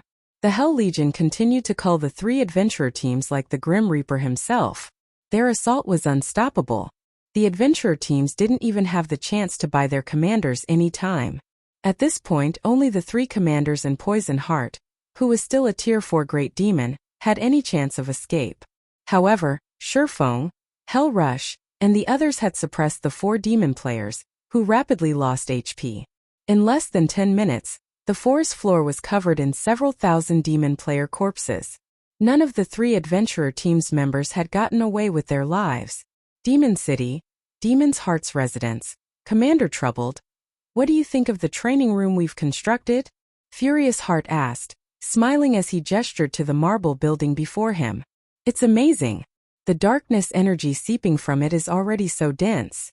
If demon players train in the building, they'll most likely climb to the Baron rank very quickly. They might even meet the conditions to reach the Viscount rank, Troubled Times surmised, shocked as he examined the training room bathed in darkness energy. Raising their nobility ranks wasn't easy for demon players. Not only did they need enough demon crystals, but they also needed to pass a test. Aside from their combat power, players would be tested on their ability to manipulate darkness energy. Unfortunately, even in demon territories, areas with dense darkness energy were incredibly rare, so demon players didn't have many opportunities to control high amounts of darkness energy. The Dark Den was a special case since many areas of the Otherworld were rich in darkness energy and helpful to demon players as they trained. However, Demon's Heart had successfully constructed its own training room, containing an abundance of darkness energy. The guild's foundations were nearly unshakable. This training room will even be helpful to those trying to secure their count rank, not to mention Viscount rank, Furious Heart said, chuckling. However, our guild has spent most of the darkness crystals and primal darkness stones we've accumulated thus far to construct the room. I see. That's why its darkness energy is so dense. Realization dawned on Troubled Times. Darkness crystals and primal darkness stones were both far more valuable than magic crystals and mana oregon. Both items contained high amounts of darkness energy and were significantly helpful to demon players. However, these darkness-attuned crystals and ores were immensely difficult to obtain. Players were rarely willing to invest them in a large training room's construction. We've only accomplished the feat thanks to the alliance our vice guild leader has secured. He is currently in the midst of negotiating our continued partnership, and if he succeeds, he intends to share a portion of the resources with the Sentinel Shelter. You might even be able to construct a training room for yourselves, Furious Heart said. Really? Troubled Time's eyes glowed at the prospect. If the Sentinel Shelter could construct its own darkness-attuned training room, even if it were only a small training room, he wouldn't have to worry about his shelter's development. The Sentinel Shelter might even become strong enough to rule over all of the Dark Den. Not to mention becoming the #1 shelter. Furious Heart nodded, smiling. Once you grow a little stronger, the Vice Guild leader also intends to provide enough resources for you to become a demon count. You will stand at the peak of God's domain, Commander Troubled. Elder Heart, please inform Vice Guild leader Flaming Light that he has nothing to worry about. The Sentinel Shelter will not disappoint him. I guarantee that we will become Demon's Heart's second major city, Troubled Times said. He could not help his growing excitement when he heard that Demon's Heart would help him with his promotion to Demon Count. Becoming a Demon Count wasn't an easy task. Once a demon player earned the Count rank, their strength would undergo a qualitative transformation. Like in the various NPC kingdoms and empires, players were considered high nobles once they reached the rank of Count and above, enjoying unimaginable status. As a Count, Troubled Times was sure he could even defeat Shurfeng. Read latest chapters at Wuxia World. Just as Furious Heart was about to continue, however, a Tier 3 assassin frantically approached him. Elder Heart, we just received information regarding Zero Wing. The assassin hesitantly reported. It seems the 3 adventurer teams finally found them. Zero Wing certainly knows how to hide, Furious Heart said, smiling. Well, what's the situation? Have Zero Wing's members been dealt with? No. Windtooth, Eternal Night, and Crimson Sands teams have been annihilated, the assassin said, shaking his head. Grimly, he continued, a dozen or so medium adventurer teams and several dozen small adventurer teams have also been eliminated. Tens of thousands of players have died in the burning forest. As for the several hundred scouts we've dispatched, none have returned alive, but according to their offline reports, Zero Wing's members are nearly at Demon City's gates. They'll likely reach the city's entrance in about 10 minutes. You're tuning in to the Lee May's Sword of Destiny YouTube channel. We're so grateful for your support, and don't forget to subscribe to join us on this incredible journey through captivating stories. Your generosity through donations truly makes a world of difference, as it's the primary source of revenue that allows me to expand and enhance this channel for you. Thank you from the bottom of my heart for being a part of this adventure.